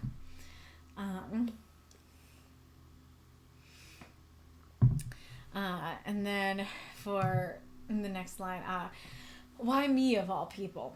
So I do like this question. I do think it's very, very dramatic and interesting. Nonetheless, it is clear that they have spent some time together. Even if that time is only a few days, like I said, this reads as weeks or months to me, but even if it is just a few days, they've spent time together. And why did you turn me into a vampire? Feels like a day one question or day two question. Not we've developed a rapport already kind of question.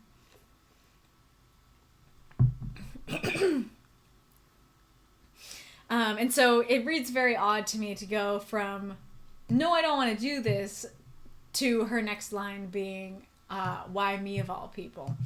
And it might work if you're trying to convey, why should I kill her? Why should I drink her blood?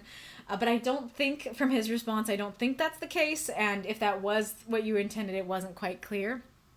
So I think it would be something like, why should I? But maybe that's a little too confrontational. She's very much afraid right now, and I don't think willing to confront in that way.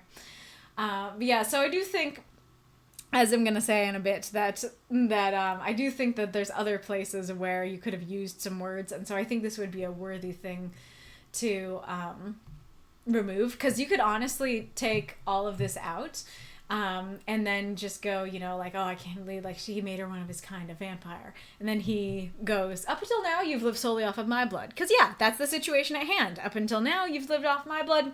Now drink hers. That's totally what's going on here, and everything stays on topic. It doesn't feel like all of a sudden she's asking this question that is not related to the situation, doesn't feel like it fits the emotion of the situation, and feels like something that she should have asked earlier, if that makes sense.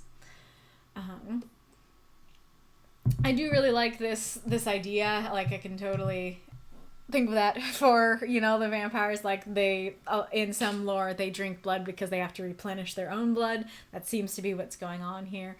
And so it's like, yeah, here's the blood that I drank that is now in me. You drank it out of me and stuff. And so I think that that works well. Okay, so this part here. So the thing is, when I first read it, I didn't connect that this was him controlling her. And I think there's a couple ways that you could fix that. And I think the easiest way to fix it is just to go, wrong answer. The man's voice boomed and his red eyes sparkled. Drink. Fiona felt her mind getting hazy, her body getting slack. If this happens in response to a command, I think it would be quite clear. Oh, okay, this is him controlling her. But this isn't a command, it's just a statement. And his eyes sparkling, like earlier you described his red eyes, yeah, that you said they were glowing. And so glowing and sparkling are adjacent to me. Them sparkling to me doesn't immediately go, something's wrong, he's doing something. To me, it just reads as, yeah, they're sparkling in the dark. And so I think, well, before I go to that, and then this, Fiona felt her mind getting hazy, her body getting slack. Yes, that is a pretty good clue that she's being controlled. I don't think you did a bad job of describing that. However, especially because this didn't read as a command to me, because this didn't read as abnormal to me, I just kind of read this as she's sick of this, that she's getting really tired of having to deal with this, and she's like, I can't, I don't want to do this, and she's just tired of fighting, kind of thing.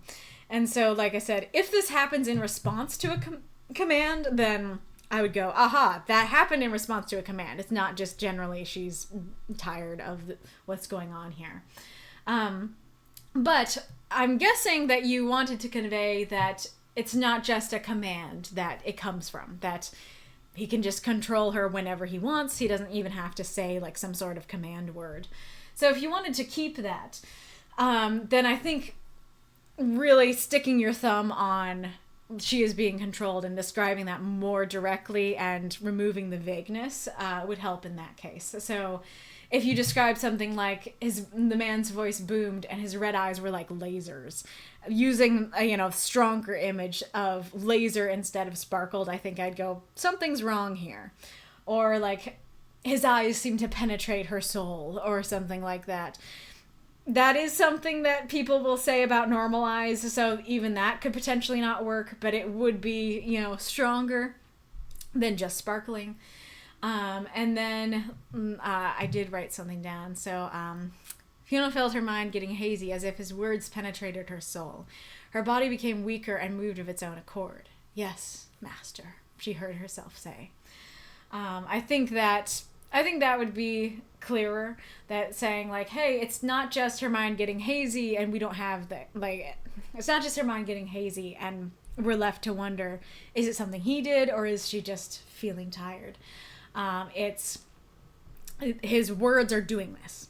And then her body isn't just getting slack, she's not just slumping against the wall, she's getting weaker and it's moving without her consent. And it's not just that her voice is silent and empty and she's doing this of her own will and she's like, ugh, yes, master, fine. She's hearing herself say it as if she's not saying it, as if she's not in control. She doesn't mean to say this, but it's coming out of her mouth, I think being stronger in your wordings, I think, would really help that, if you did not want to go for the putting drink right here. And like I said, you could keep everything as is. If you just stick drink here, it would work. But if you specifically don't want it to be that he commands her and then takes control, you want to show that he can take control without a command, then I do think that it needs to be described more, less vaguely, I guess. This also might be a bit nitpicky, or it might relate to just how you view vampires. But man seems very odd to use here, especially because I know that he's about to control her, or he's in the process of turning on that control. He's not a man, he's a vampire. And so, yes, it kind of depends on how you view vampires, because some people do view vampires as still human and some don't. And so maybe in this universe they are in some way still human. But even if that is the case, it feels like, no, this is a vampire talking to her, and he's talking to her with vampire powers, you know, laced in his words. Not just like, oh yeah, this is a dude who is talking loudly, you know. That could help as well. This is also not something I noticed at all for many reads, as you can tell by the fact that I didn't put a comment on it. But how can a voice be silent?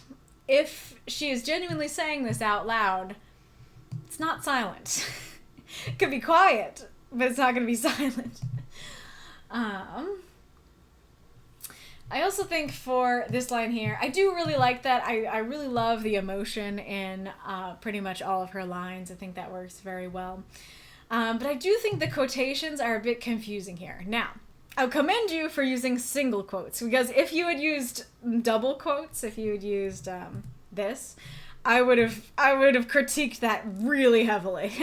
But the fact that you used apostrophes does show us, okay, this is maybe not the same as the other dialogue.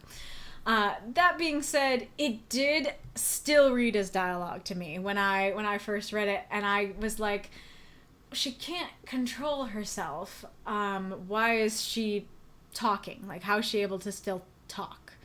It feels weird. And so, and like the only thing she could say is, yes, master. Why is the next thing out of her mouth? No. So I think either just quite simply, you know, taking the quotations out and having this be in her narration, I think that would work perfectly. Or taking the quotes out and italicizing it, I think either of those would work much better to me. And then for this part with the woman. So, giving this time to breathe, I think would be a benefit to the story. So.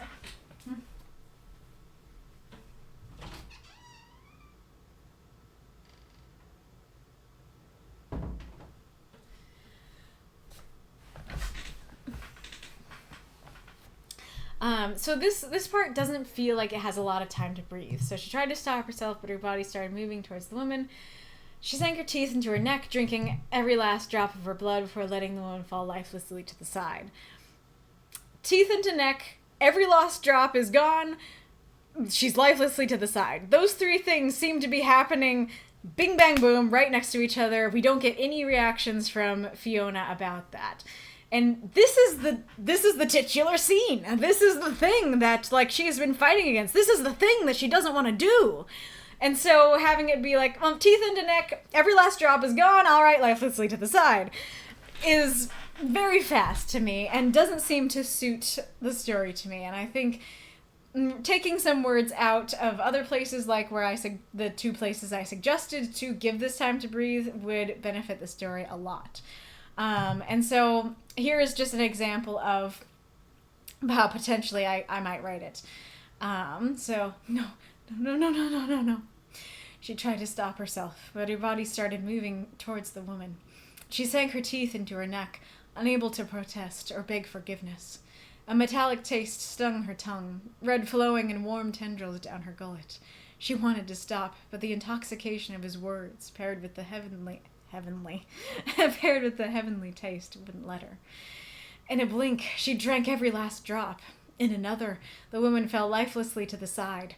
Before she could close the woman's eyes, her master commanded, "Come." So you wouldn't have to use like my phrasings exactly, but that's just a potential example of one way you could do it and give it more weight. Continue to show she wants to beg forgiveness. She doesn't want to do this. Show she wants to stop, but she can't. And then I also called out the fact that it went by fast. And so I'm calling out, it's going by fast for her. She blinks and what? I've already drank all her blood. She blinks and what? Now she's lifeless on the ground. Oh my gosh, this is happening so fast. You know, that kind of thing. I think that would help a lot. I think that would improve the story, especially because, as I said, this is the climax of the scene, and it's not given time to breathe. Another thing that I did that you may or may not have noticed is I used the words stung and tendrils to try to use jellyfish imagery. So that might not be strong enough. That might not be that might not work for you as a prompt fulfillment. But I think it would help. It would do more than the story has done so far to show jellyfish imagery.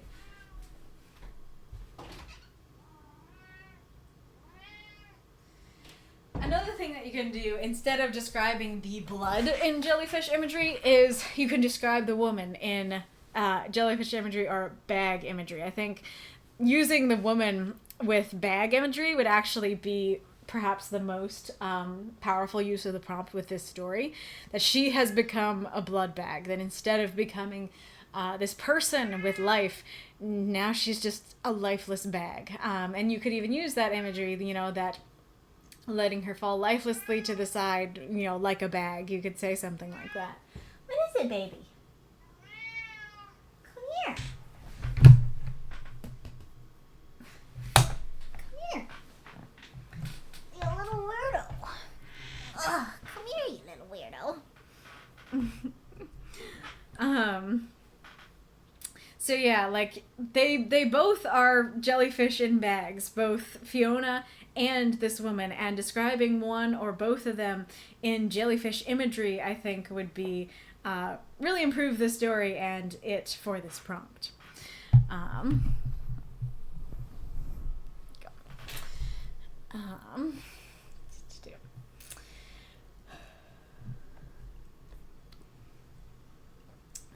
And then for this here, so him patting her head and grinning and saying "good girl" works. It's not that it doesn't work, but it does feel oddly like he's so like sinister and stuff like that, and then he's just like "good girl." Maybe that enhances the horror because he's belittling her and stuff. But I feel like it would be more sinister and more within the tone of the piece if it just was him saying, "one day I won't have to command you," something like that. "Yes, master," she whispered, despite her tries to resist. "One day I won't have to command you." His fangs sparkled in the moonlight, or something like that. I think might fit the story a bit better. But I do really like the repetition of "yes, master" throughout the story, and this actually worked as a title for me, that I will often talk about using the title in the story and whether or not it works. And in this case, it's baby. In this case, it does work for me. That the whole story is that this actually is a good summary for what the story is. That it's her being forced to obey his commands.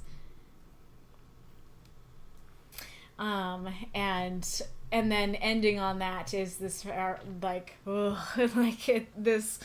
this sucks, that I guess like we arrive at the story and we're like, okay, the story's called Yes, Master. What does that mean? That seems more sinister than Fiona's stories usually are. Is this a willing, servitude or not? And then we get into it and we're like, it's not a willing servitude. And we have that line. It's like, okay, that makes sense. And then we have it again, and then we have it the third time, and it definitely like leaves you with this like, oh, like this feels so hopeless and sad and gross, and I think it works very well. Yes, that was Bella. She does like to try to steal the limelight. Yeah, I wanted to, especially because this is quite long, I wanted to like try and like rewrite the story with this edit and see what I would remove and make it work, but I did not have the time. So I don't know, maybe at a different time I'll do it and like post it when I post the story. Which reminds me, I didn't ask, and I'll ask about it while I'm thinking about it. I did, not for last week, but for the week before, I did post my notes on the stories. Did you guys like that? Did you guys read it? What did you guys think of that? I do actually have last week's stories at the bottom of this document, so I might just like post it all as one and be like, it's both of them in one document. But nobody really said much, and so I don't know if people found it helpful or if it's really not worth going through the effort. But yeah, I think you did a great job with this Reinkarnitor. Let us go on to Shini's story. Silent swimming, lie Shini, radiation. We had been investigating a yellow star in a recently discovered planetary system. A reflective object caught our eye and turned out to be a ship racing between our sensors and the star in question. It ignored our attempts to make contact, and when we caught up with it, there was no sign of it acknowledging our presence. It was a bizarre monster of a ship, almost 2 kilometers in length. But the most unusual part was that, aside from the main rockets at the back and the cockpit up front, the entirety of the ship was taken up by a series of large water tanks, visible through the transparent acrylic fuselage. Our intense curiosity meant we couldn't resist exploring this strange craft. Upon boarding, we were struck by the eerie silence of the cockpit and living quarters. No living being had been here for a long time. As we wandered deeper into the ship's body, the faint sound of gushing water began to creep its way into our ears. It was coming from behind a set of steel doors. We opened them. We gasped. I cannot tell you how long we stood there, absorbing the overpowering beauty of that vibrant scene. How can one describe the light of the star radiating through the deep water and thick glass? The dazzling rays absorbed by the exploding colors of the living rocks and floating tentacles along the seafloor. How does one express the way those large creatures flew overhead, their torpedo bodies casting shadows upon our gaping mouths? Further along, we discovered more tanks, more outlandish creatures. Hard-shelled tanks scrambling sideways across the seabed. Pink jellies drifting serenely against the tank windows. 8-armed monsters that squirted away from our sudden appearance in a cloud of ink. As we drifted through the maze of wonders, a report came in from some of the crew in the ship's cockpit. A message had been left on the abandoned interface, a message that they just managed to interpret. It said, "Please take care of them. They're all that's left."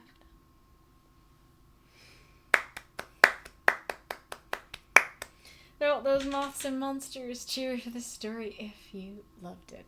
I just realized something. Did I not look at your guys' comments on the vampire story? On Reinkarnitor's story? Hold on a sec. Sire-child relationships are rarely cordial. Unfortunately true. Not enough jellyfish, that's a prompt. I think people would be mad at me for posting another jellyfish prompt so soon after this one, but if you want to submit it, don't hesitate. I've never seen Hellraiser. I love that Wolf is like, when I think of Jellyfish Bag and Vampire, I think of one particular scene from Hellraiser, and Arith is like, I don't remember that scene. And then the YouTube video is called The Scene in Question. That's great. Yep, victim, blood bag to be drank from then. Yep, exactly, that would work very well. I don't know, Wolf says, that would be my first thought, your version works better. Is that referring to my, my version of this or something else? Masa had to get going. Goodbye, Masa. It's great to have you. Well, basically, give us the frickin' vampire stuff. Yeah, very, very fair that, when the actual vampire stuff was happening, it got, kind of glossed over quickly, and so, give us the vampire stuff. Yep, the Lady Capri Sun. Oh, indeed. That's great. I want someone to do a supercut of Bella walking past the camera and playing Walk On By Dionne Warwick in the background. That's great. Oh. Kraftwerk's Das Modell. I feel like I know Walk On By, but I don't think I know Das Modell. The first message was towards Arith. The second one was towards you. Gotcha.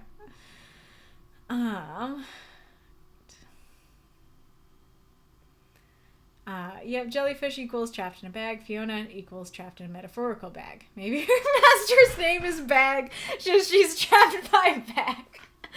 Makes me think of Ludo Bagman, so maybe his last name is Bagman. That's great. Yeah, Ragnar says, I think it works, but just barely. That's a borderline case. Yep, I would agree with that. Lottie was like, a shriveled up bag, a husk. Interesting idea. Thank you. But yes, we can now go to Shinny's story. All right. This is a great story, Shinny. Another lovely sci-fi tale. We are gonna come back to this one. All right. So this is one that I read to my dad, and he does like sci-fi, and he does tend to get caught up on the details much more than I do.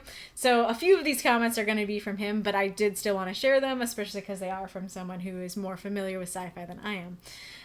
But something that he noted was that it would sound more natural to say, we'd been investigating a planetary system with a yellow star. And I also think that sounds more natural to my ear. Like, maybe they are more into stars than planets, but generally I feel like the thing you'd be interested in investigating is the planets. And so saying, we discovered this planetary system. That's the interesting part. And it happens to have a yellow star. Here's the system with a yellow star, I think would be a little more natural. I think I'll come back to that one as well.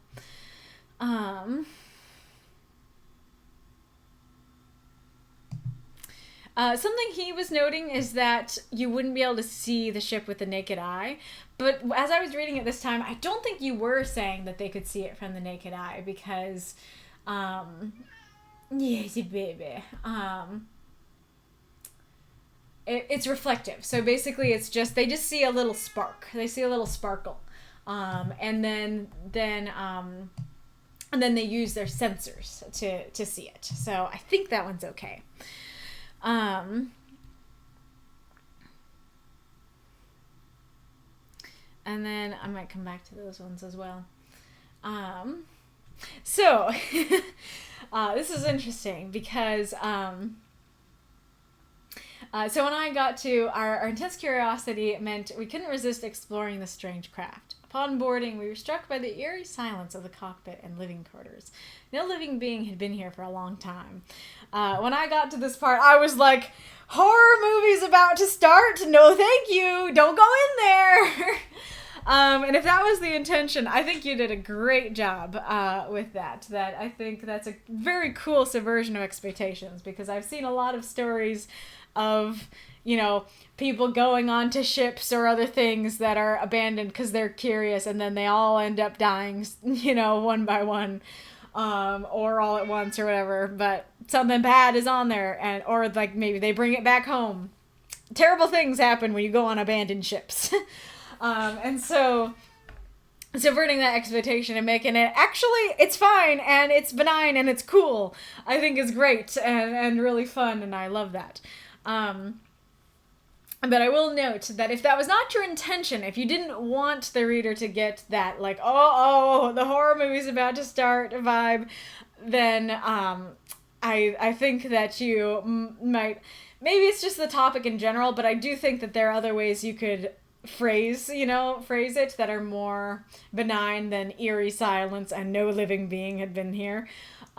So something to think about. And stick a pin on that. Somebody remind me after I finish going through Shinny's story that there's something related to what I just said that I want to I want to read you a thing. I'm gonna try and hold on to my phone as my reminder, but we'll see.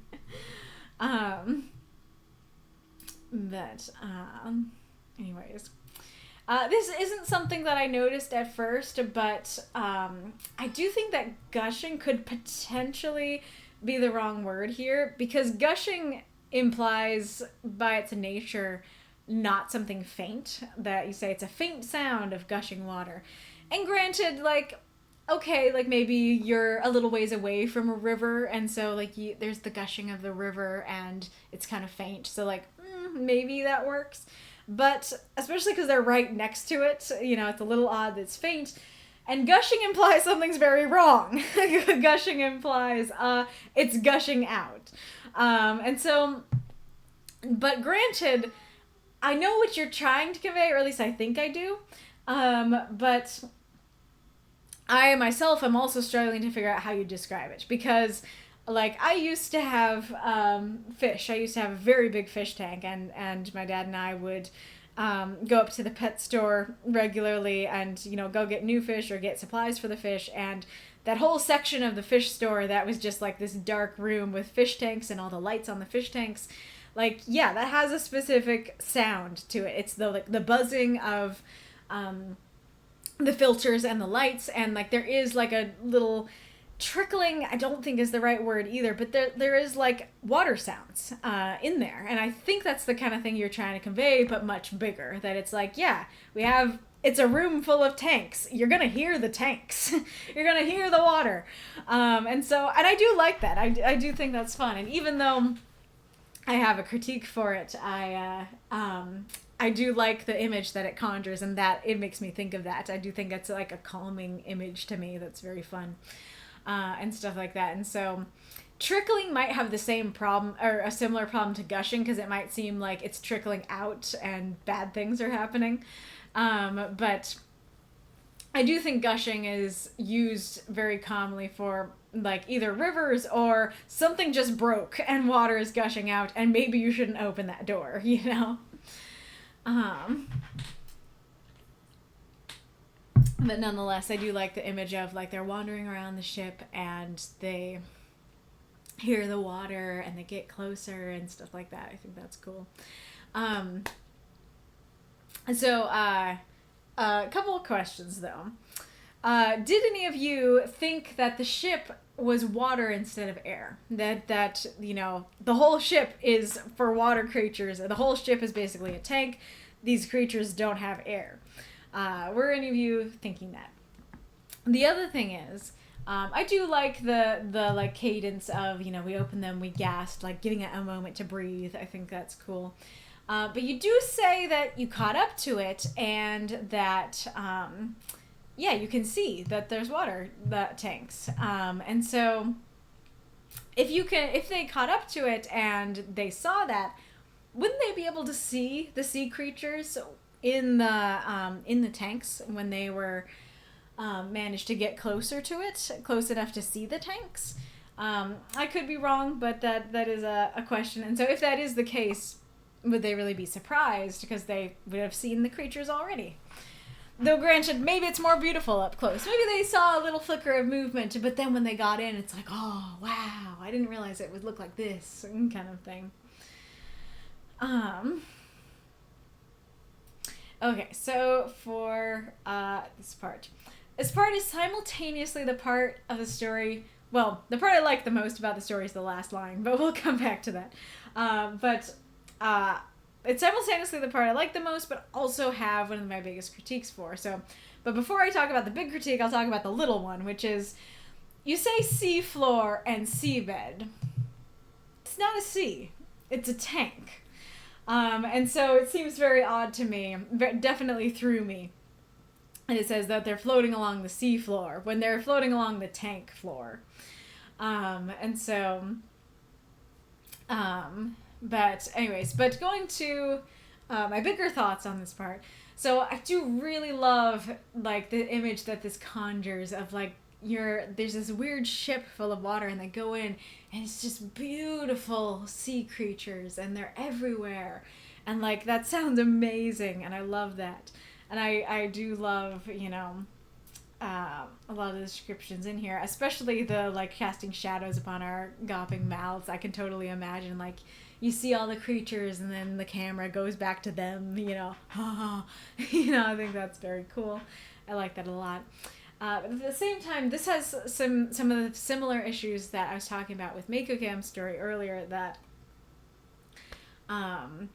it's very vague, that I don't get a clear image from this. I get a clear general image, but nothing specific.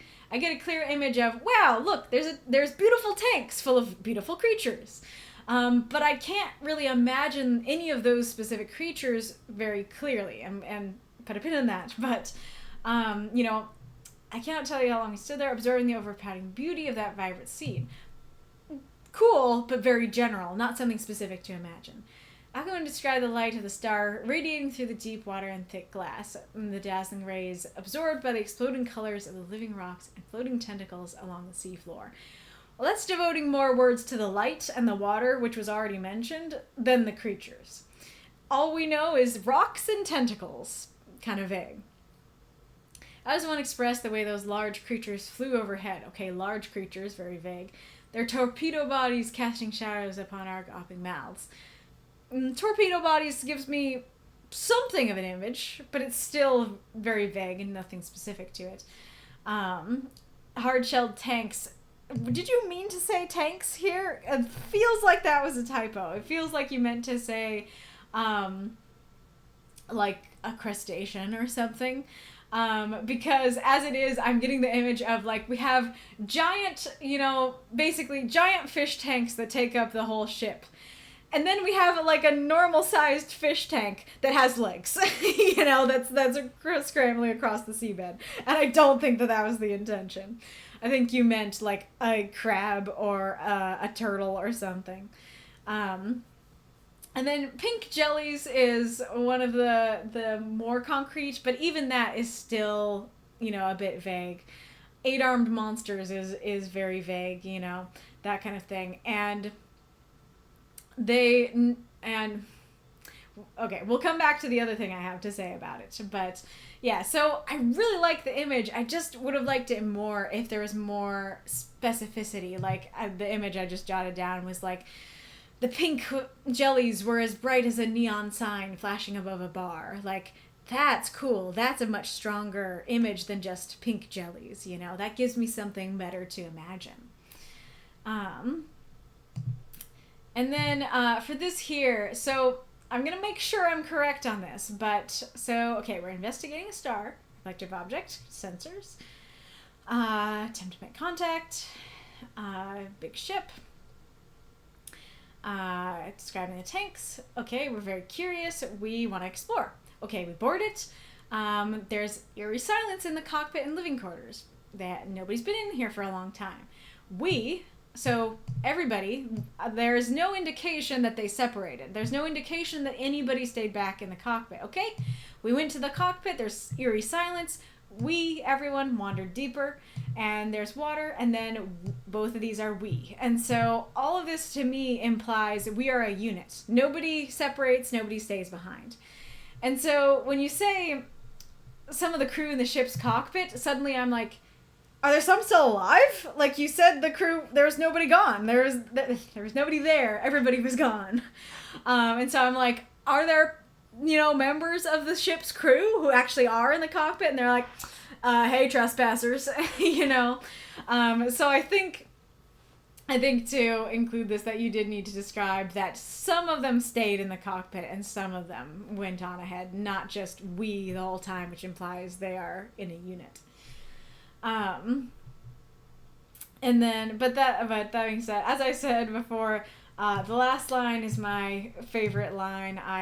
That's so heart-wrenching and beautiful. I just, it's already a really beautiful story that I would have been like, yeah, this is a cute and sweet story that, like, yeah, we have a ship and we're like, what's going on with the ship? I'm kind of scared what they're going to find on the ship. But actually, it's really beautiful and beautiful sea creatures. But you take it to the next level by going, they're all that's left. That whoever, you know, left this ship or was on this ship seems to imply they are the only things left of their planet or their race.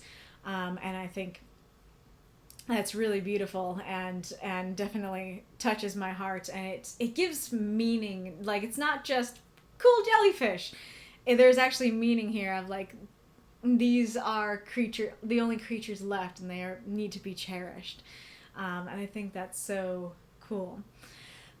So there's an overall thing that I need to talk about with this story, which is that the first, second, and third, if not also fourth, I think mostly just the first, second, and third time I read this story, I thought that these were alien creatures from an alien planet. And I was going to critique you and say that, I said, cool, very cool, but vague and Earth-like. Seems like a regular octopus. I was going to, part of my critique for them being vague was going to be, not only does it not give my brain as much to, my imagination as much to hold on to, nothing about this seems like it's not a regular octopus. It's 8-armed, it squirts a cloud of ink. That seems like an octopus to me. Pink jellies, nothing about that says it's not a jellyfish. And then torpedo bodies, there are creatures from Earth who have torpedo bodies like squid. And so I was going to say, if you are trying to describe something alien, which by default I thought you were, it didn't really work. And so I was doubling down on you should be more specific. But when I looked into it more, I realized this is Earth. This is definitely creatures from Earth. And the thing that makes me pretty sure about this is yellow star. Because when I first read it, yellow star stuck out to me. And I was like, why is it important that it's yellow? It's important that it's yellow because it's the sun. And so I have many thoughts on this. But the main thing is, I think that you were too subtle with it, because lots of planetary systems could have yellow stars. And so just saying, oh yeah, planetary system with yellow stars, I don't immediately think Earth. I immediately think system out there. And I don't know about you, but I by default assume that the viewpoint characters are human. I don't assume that they are aliens. And maybe they still are human, but we'll come back to that. But I assume that they are human, and so when you tell me there's a yellow star in a planetary system, immediately my brain goes, okay, we are humans investigating an alien planetary system.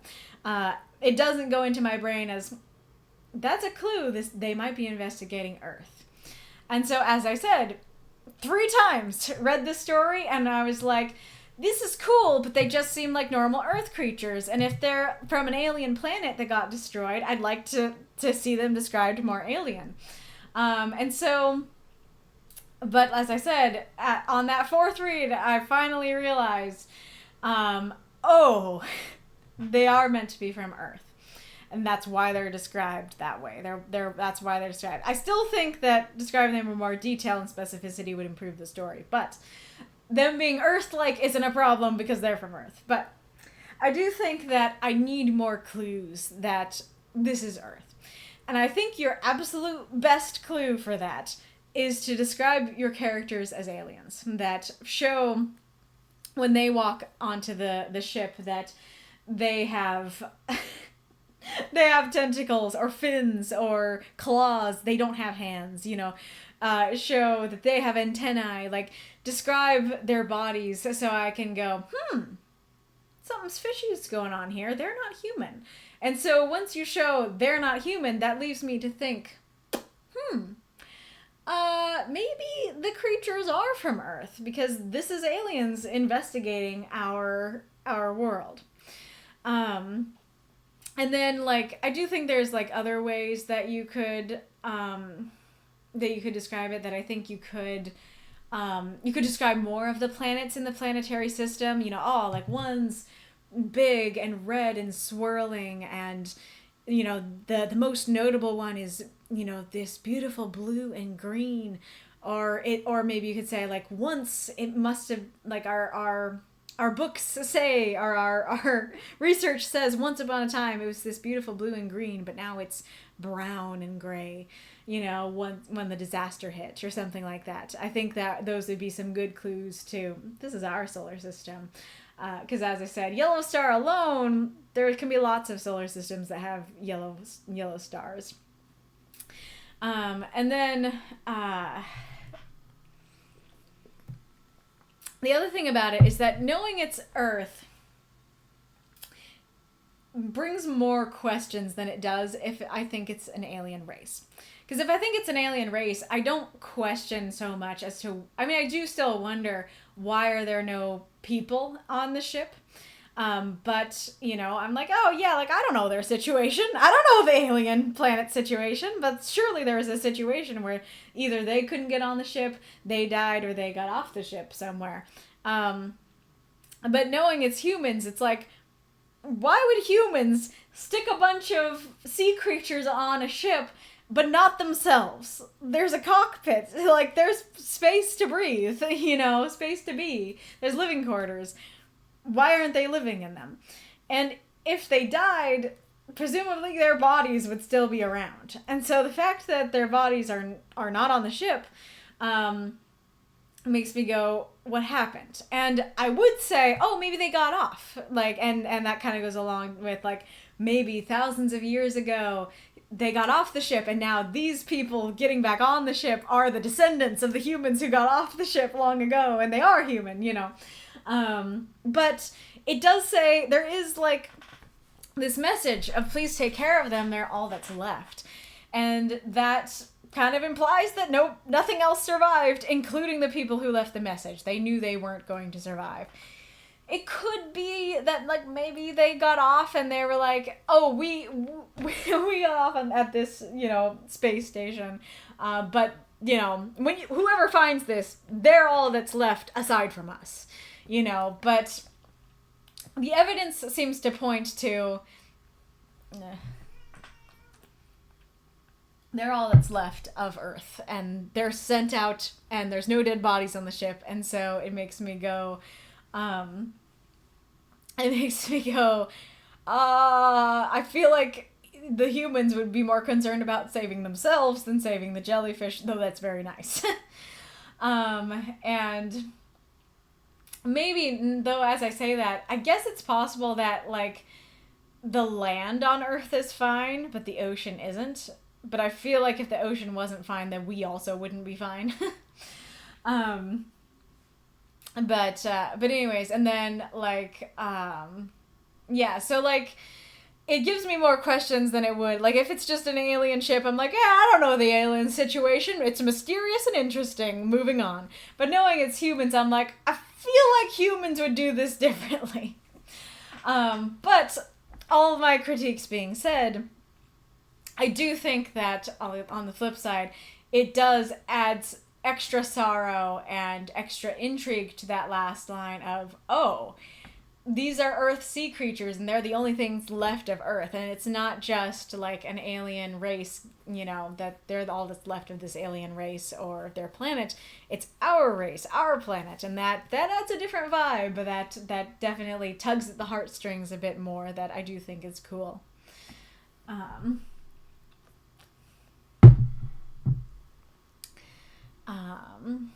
Let's see, did I cover everything? Oh, yes. So then the other questions I have, if it is Earth, is, why is it between the sensors and the star? Because either Earth just died and they were just sent out. Or they were meant to be sent across this... Well, so the question at hand is, why are they still in the solar system? If presumably they were sent out hundreds of years ago, like, you know, how come they're not outside of our solar system by now? And maybe that is the intent. Maybe it's between the sensors and the star, but it's, you know, it's outside the solar system. Maybe that is the intent, but it's not quite clear.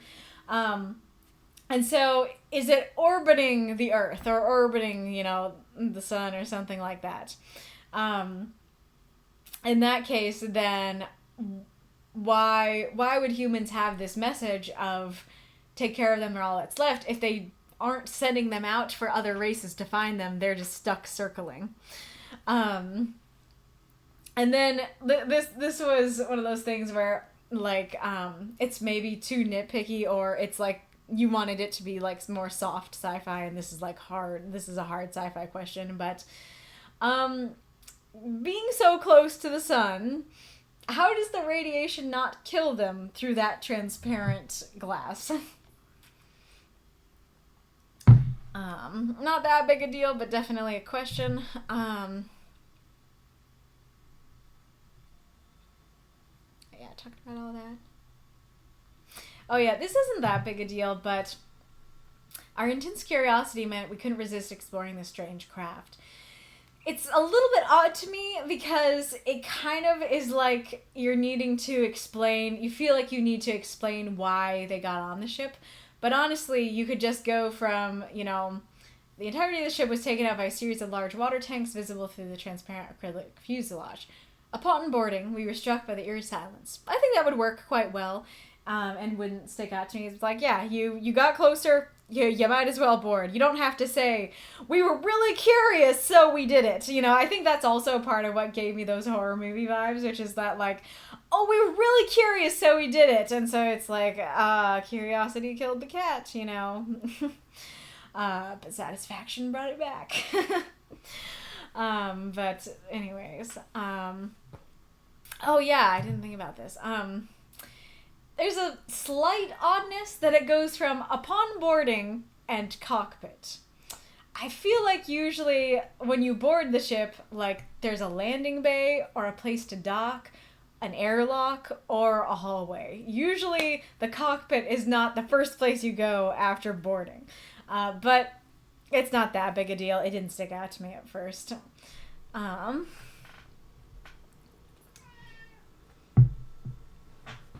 Wow, I skipped more than I thought I did, and the stuff I skipped is more nitpicky than I thought it was. And so there's also a question. This is a question I had like the first time I read it. How are these creatures still alive without the crew? How is it functioning? And that was something I was willing to suspend my disbelief on when it was aliens, when I was like, oh yeah, aliens, their technology's better than ours. Surely they can come up with a way to, you know, keep the fishies alive. But knowing it's humans, I'm like, maybe they are humans from thousands of years in the future, but I'm definitely side-eyeing and wondering how they were able to keep these creatures alive and create these tanks that would keep them alive and chose not to join them on their journey.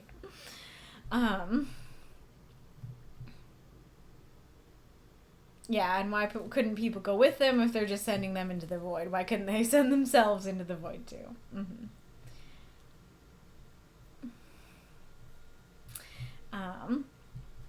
But yeah.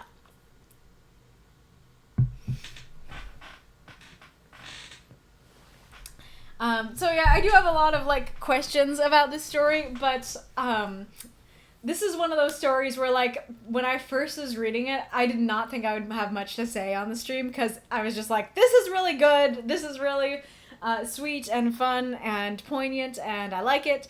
And so I wasn't thinking I would have a lot to talk about. It's all in large part because I was like, oh, they're from Earth, and also just talking to my dad that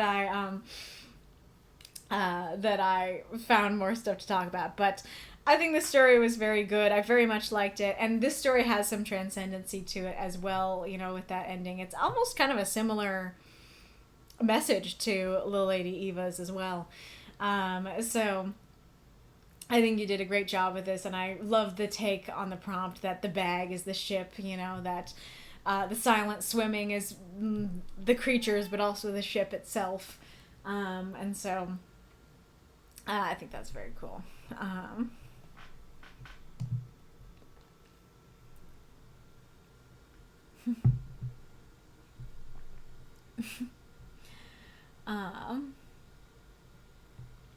Interesting. Wolf says, I got confused. This is space or underwater. Gotcha. Featuring Kaylee's dad. Hi, Mr. Hatch. Nice. Arith loves fishies. Oh. This is what I assume they were looking at. Yeah, a hallway with fish all around. Yeah, very similar to how I imagine it too. Wolf. Those make me claustrophobic.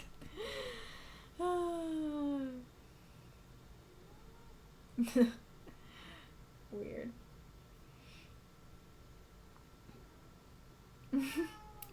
Meow. Hi, Masa. Okay, how do we save the marine life? Shoot them to the moon! That's a great idea, Jerry. Yeah, that's possible. That maybe it's just that last message. Because I was gonna say maybe it's possible. Yeah, they just shot him to the moon, but they saved themselves in another way. It's just that last message of "they're all that's left" implies they didn't survive. Yep, there's a possibility that the sun's heat boils the water. Yep, exactly. Exactly. Quick, there's no time. Load up all the animals. What about us? Yep. I guess maybe this is a version of humanity where we realize we destroyed our own world and the animals deserved to live more than we did, and so we saved the animals and we're like, yeah, we're gonna let ourselves die. We don't deserve to live in the in the universe anymore. Humans never really good at navigating. Yeah, in terms of sending it into the solar system. But I guess I'm just thinking of like Voyager and stuff. Like you could send the Jellyfish or the new Voyager sent into the solar system. Arith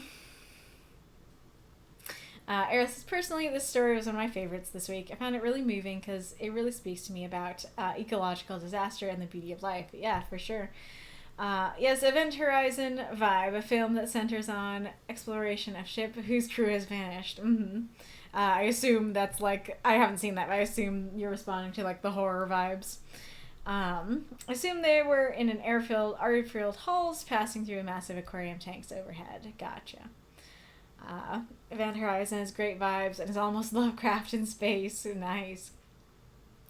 Arith, interestingly, one reader interpreted this story as the ship being the last remains of Earth that has succumbed to an ecological disaster, and that the crews discovered the ship were aliens. Yep, so you must have said that right before I said it. But yeah, like, I could be wrong, but like that was a potential interpretation that I had, but once I read it again, it was like yellow star. I was like, I think the reason that yellow star is described is because it's our clue that it's Earth. But of course, only Shinny could tell us for sure.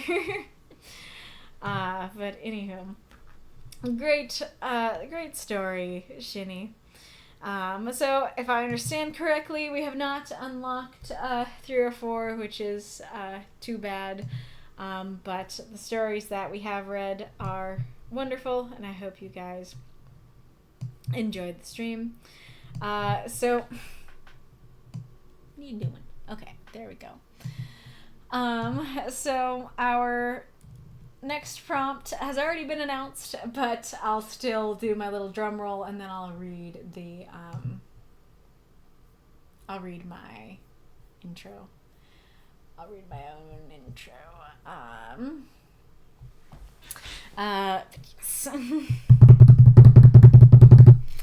In third place with 14 votes, we have, or not 14, 14%, 15 votes. We have a tie between A Miserable Date and Cloak and Dagger. Both great prompts. A Miserable Date has been one I've wanted to make it up to the actual vote for a long time. Unfortunately, did not win though.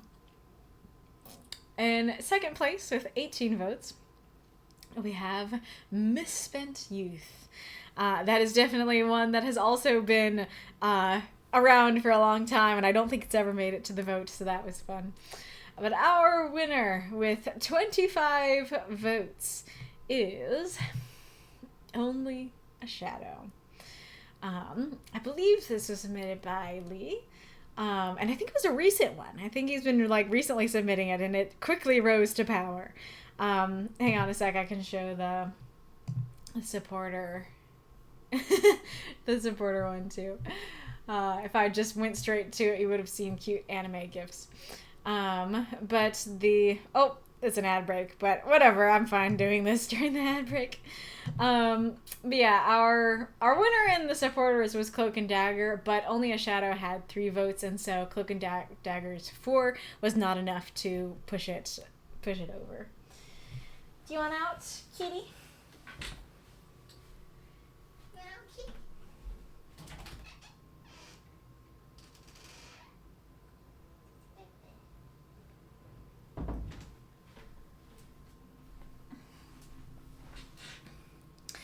Coffee espresso machine this time. Nice.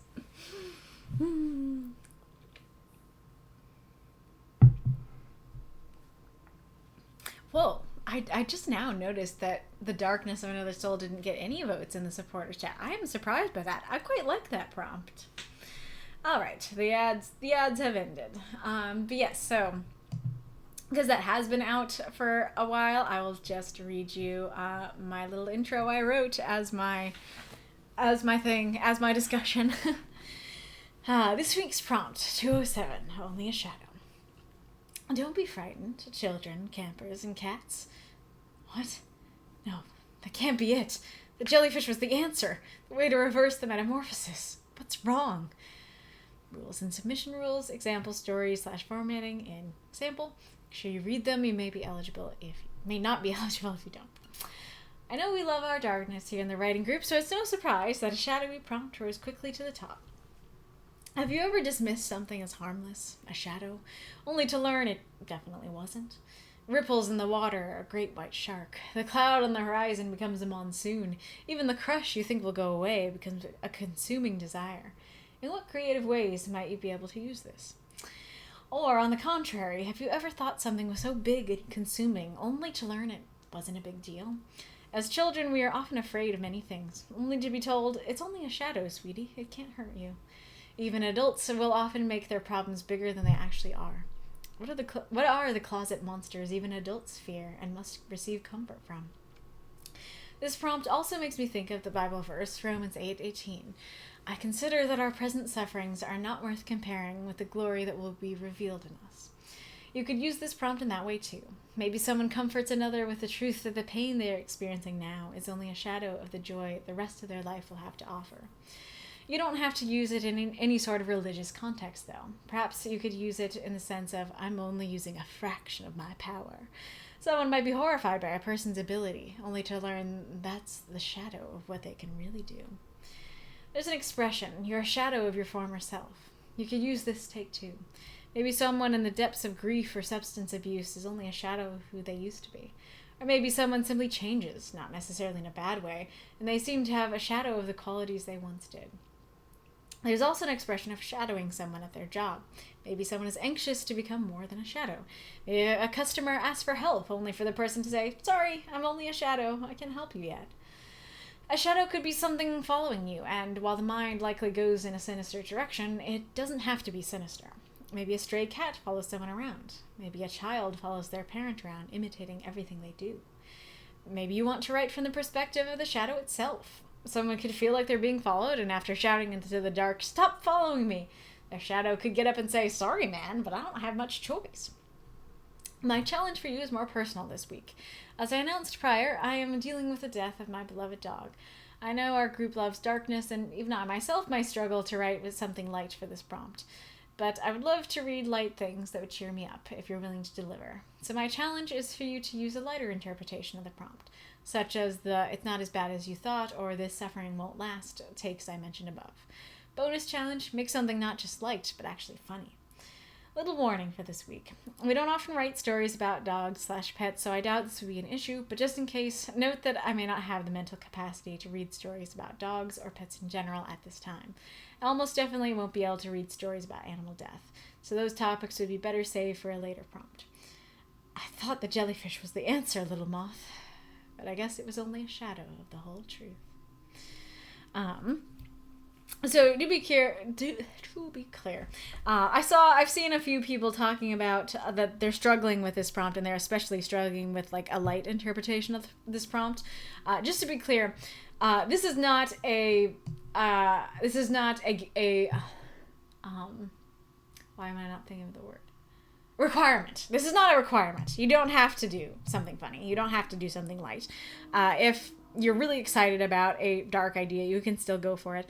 I just know that if all the stories that are available for next week are all dark, I'm going to have some struggles with that. And so I would like to have some light things to intermix with the dark if possible.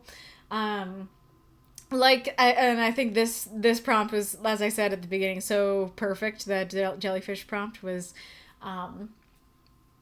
really perfect for the mental state I'm in because it allowed for a lot of funny stories, or at least fun and light. That was a discussion.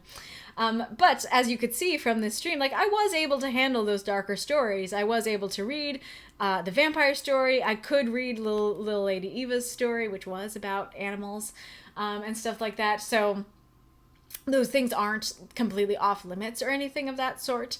It's just that I would really like to have both. I would really like to be able to not just have like horrible darkness, because I'm really going to struggle with that. So yeah. So if you're like, if you are trying to decide between like, if I have to write something light, then I won't be able to write anything, go ahead and write something dark. Like, that's fine.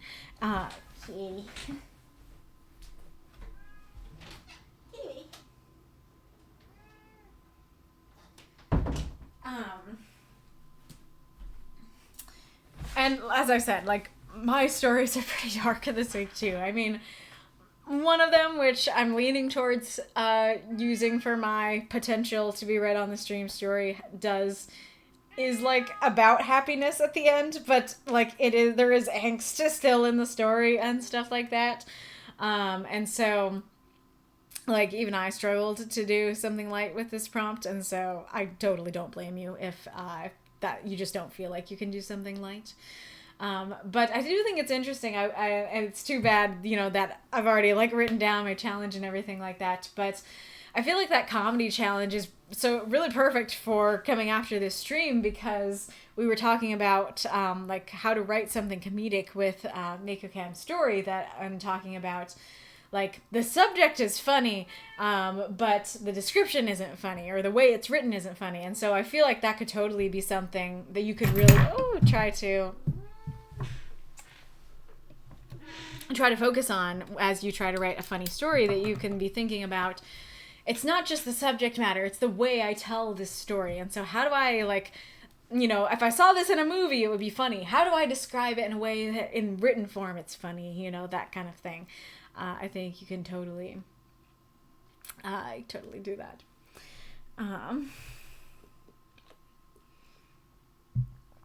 Shadow theater time. Plato's cave analogy time. Interesting. So, going with the idea of the things that, seeing like the things of real life outside the cave as shadows, you know, first within the cave. That said, I had real trouble with this prompt. All my ideas have either seemed too far from the prompt or all way too dark. That's fair. And I'm pretty sure that Death Said did post in the... I can't... Oh yeah, there we go. In the rough draft help. So I'll give you a little ad here that if you want to help Death Said out, head over to the rough draft channel and help him out. Pareidolia can work nicely with this one as well. Is that, what is that? Is that like fear of the dark or shadows or something? It says, mine's kind of light. It's more about the potential of what we might be as human beings. Oh, that's wonderful. Horrible darkness will be the name of a cute creature in some story. Yes, love that. I love... Oh yeah, Plato's cave. My mind too went to Plato's cave. I hate Plato's cave. Let's see what folks have been saying in the stream chat. I hope if miserable date wins, someone writes a point of view of a date, as in the fruit. That's awesome. I love that. Get it to the actual vote again, everybody.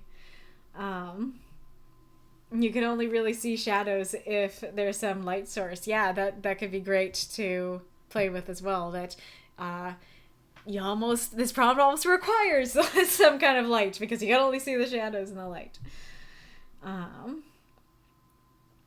There's a type of shadow puppetry popular in Southeastern Asia. Yeah, good point. You could totally do a story about like shadow puppetry and stuff. Pareidolia is when we interpret random information as meaningful, such as seeing faces in things that don't have faces, or seeing people in shadows. Ooh, that would be a cool take for sure. Yeah, like seeing something that, well, I guess that is kind of like why kids see monsters and shadows and stuff like that. But yeah, you can totally take it that way, as seeing something that's there when it isn't actually there. But anywho, great prompt. Excited to see what you guys come up with it. We are shadows of what we might be. Yeah, so that's kind of the opposite of you're a shadow of what you once were. You're a shadow of what you might become. That's very cool.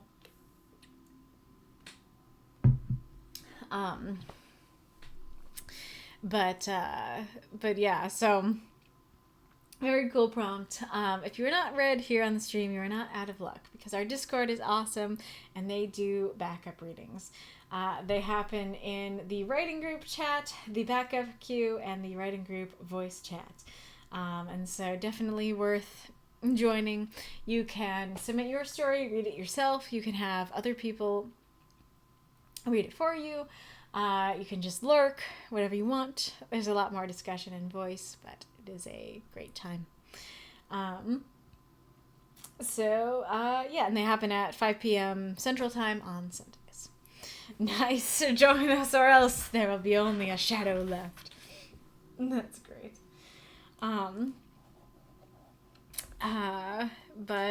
Yeah, so I hope that you've had a good time. I have too.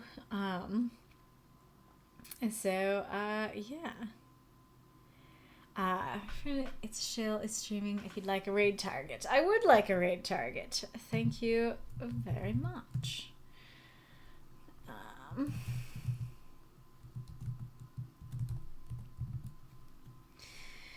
Okie dokie. It's been fun.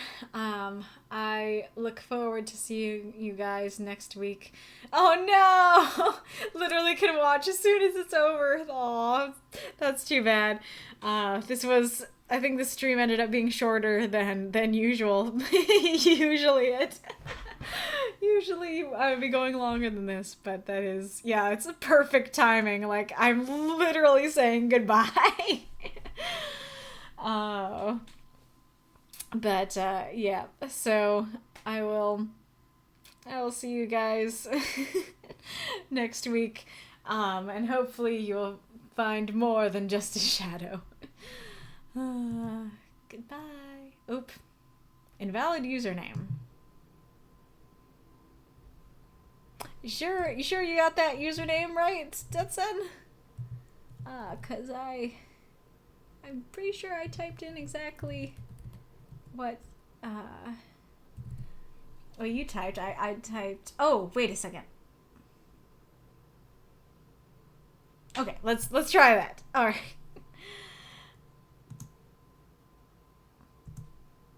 Unrecognized command.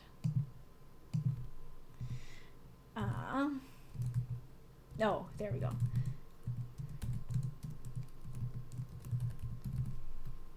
Let's try that.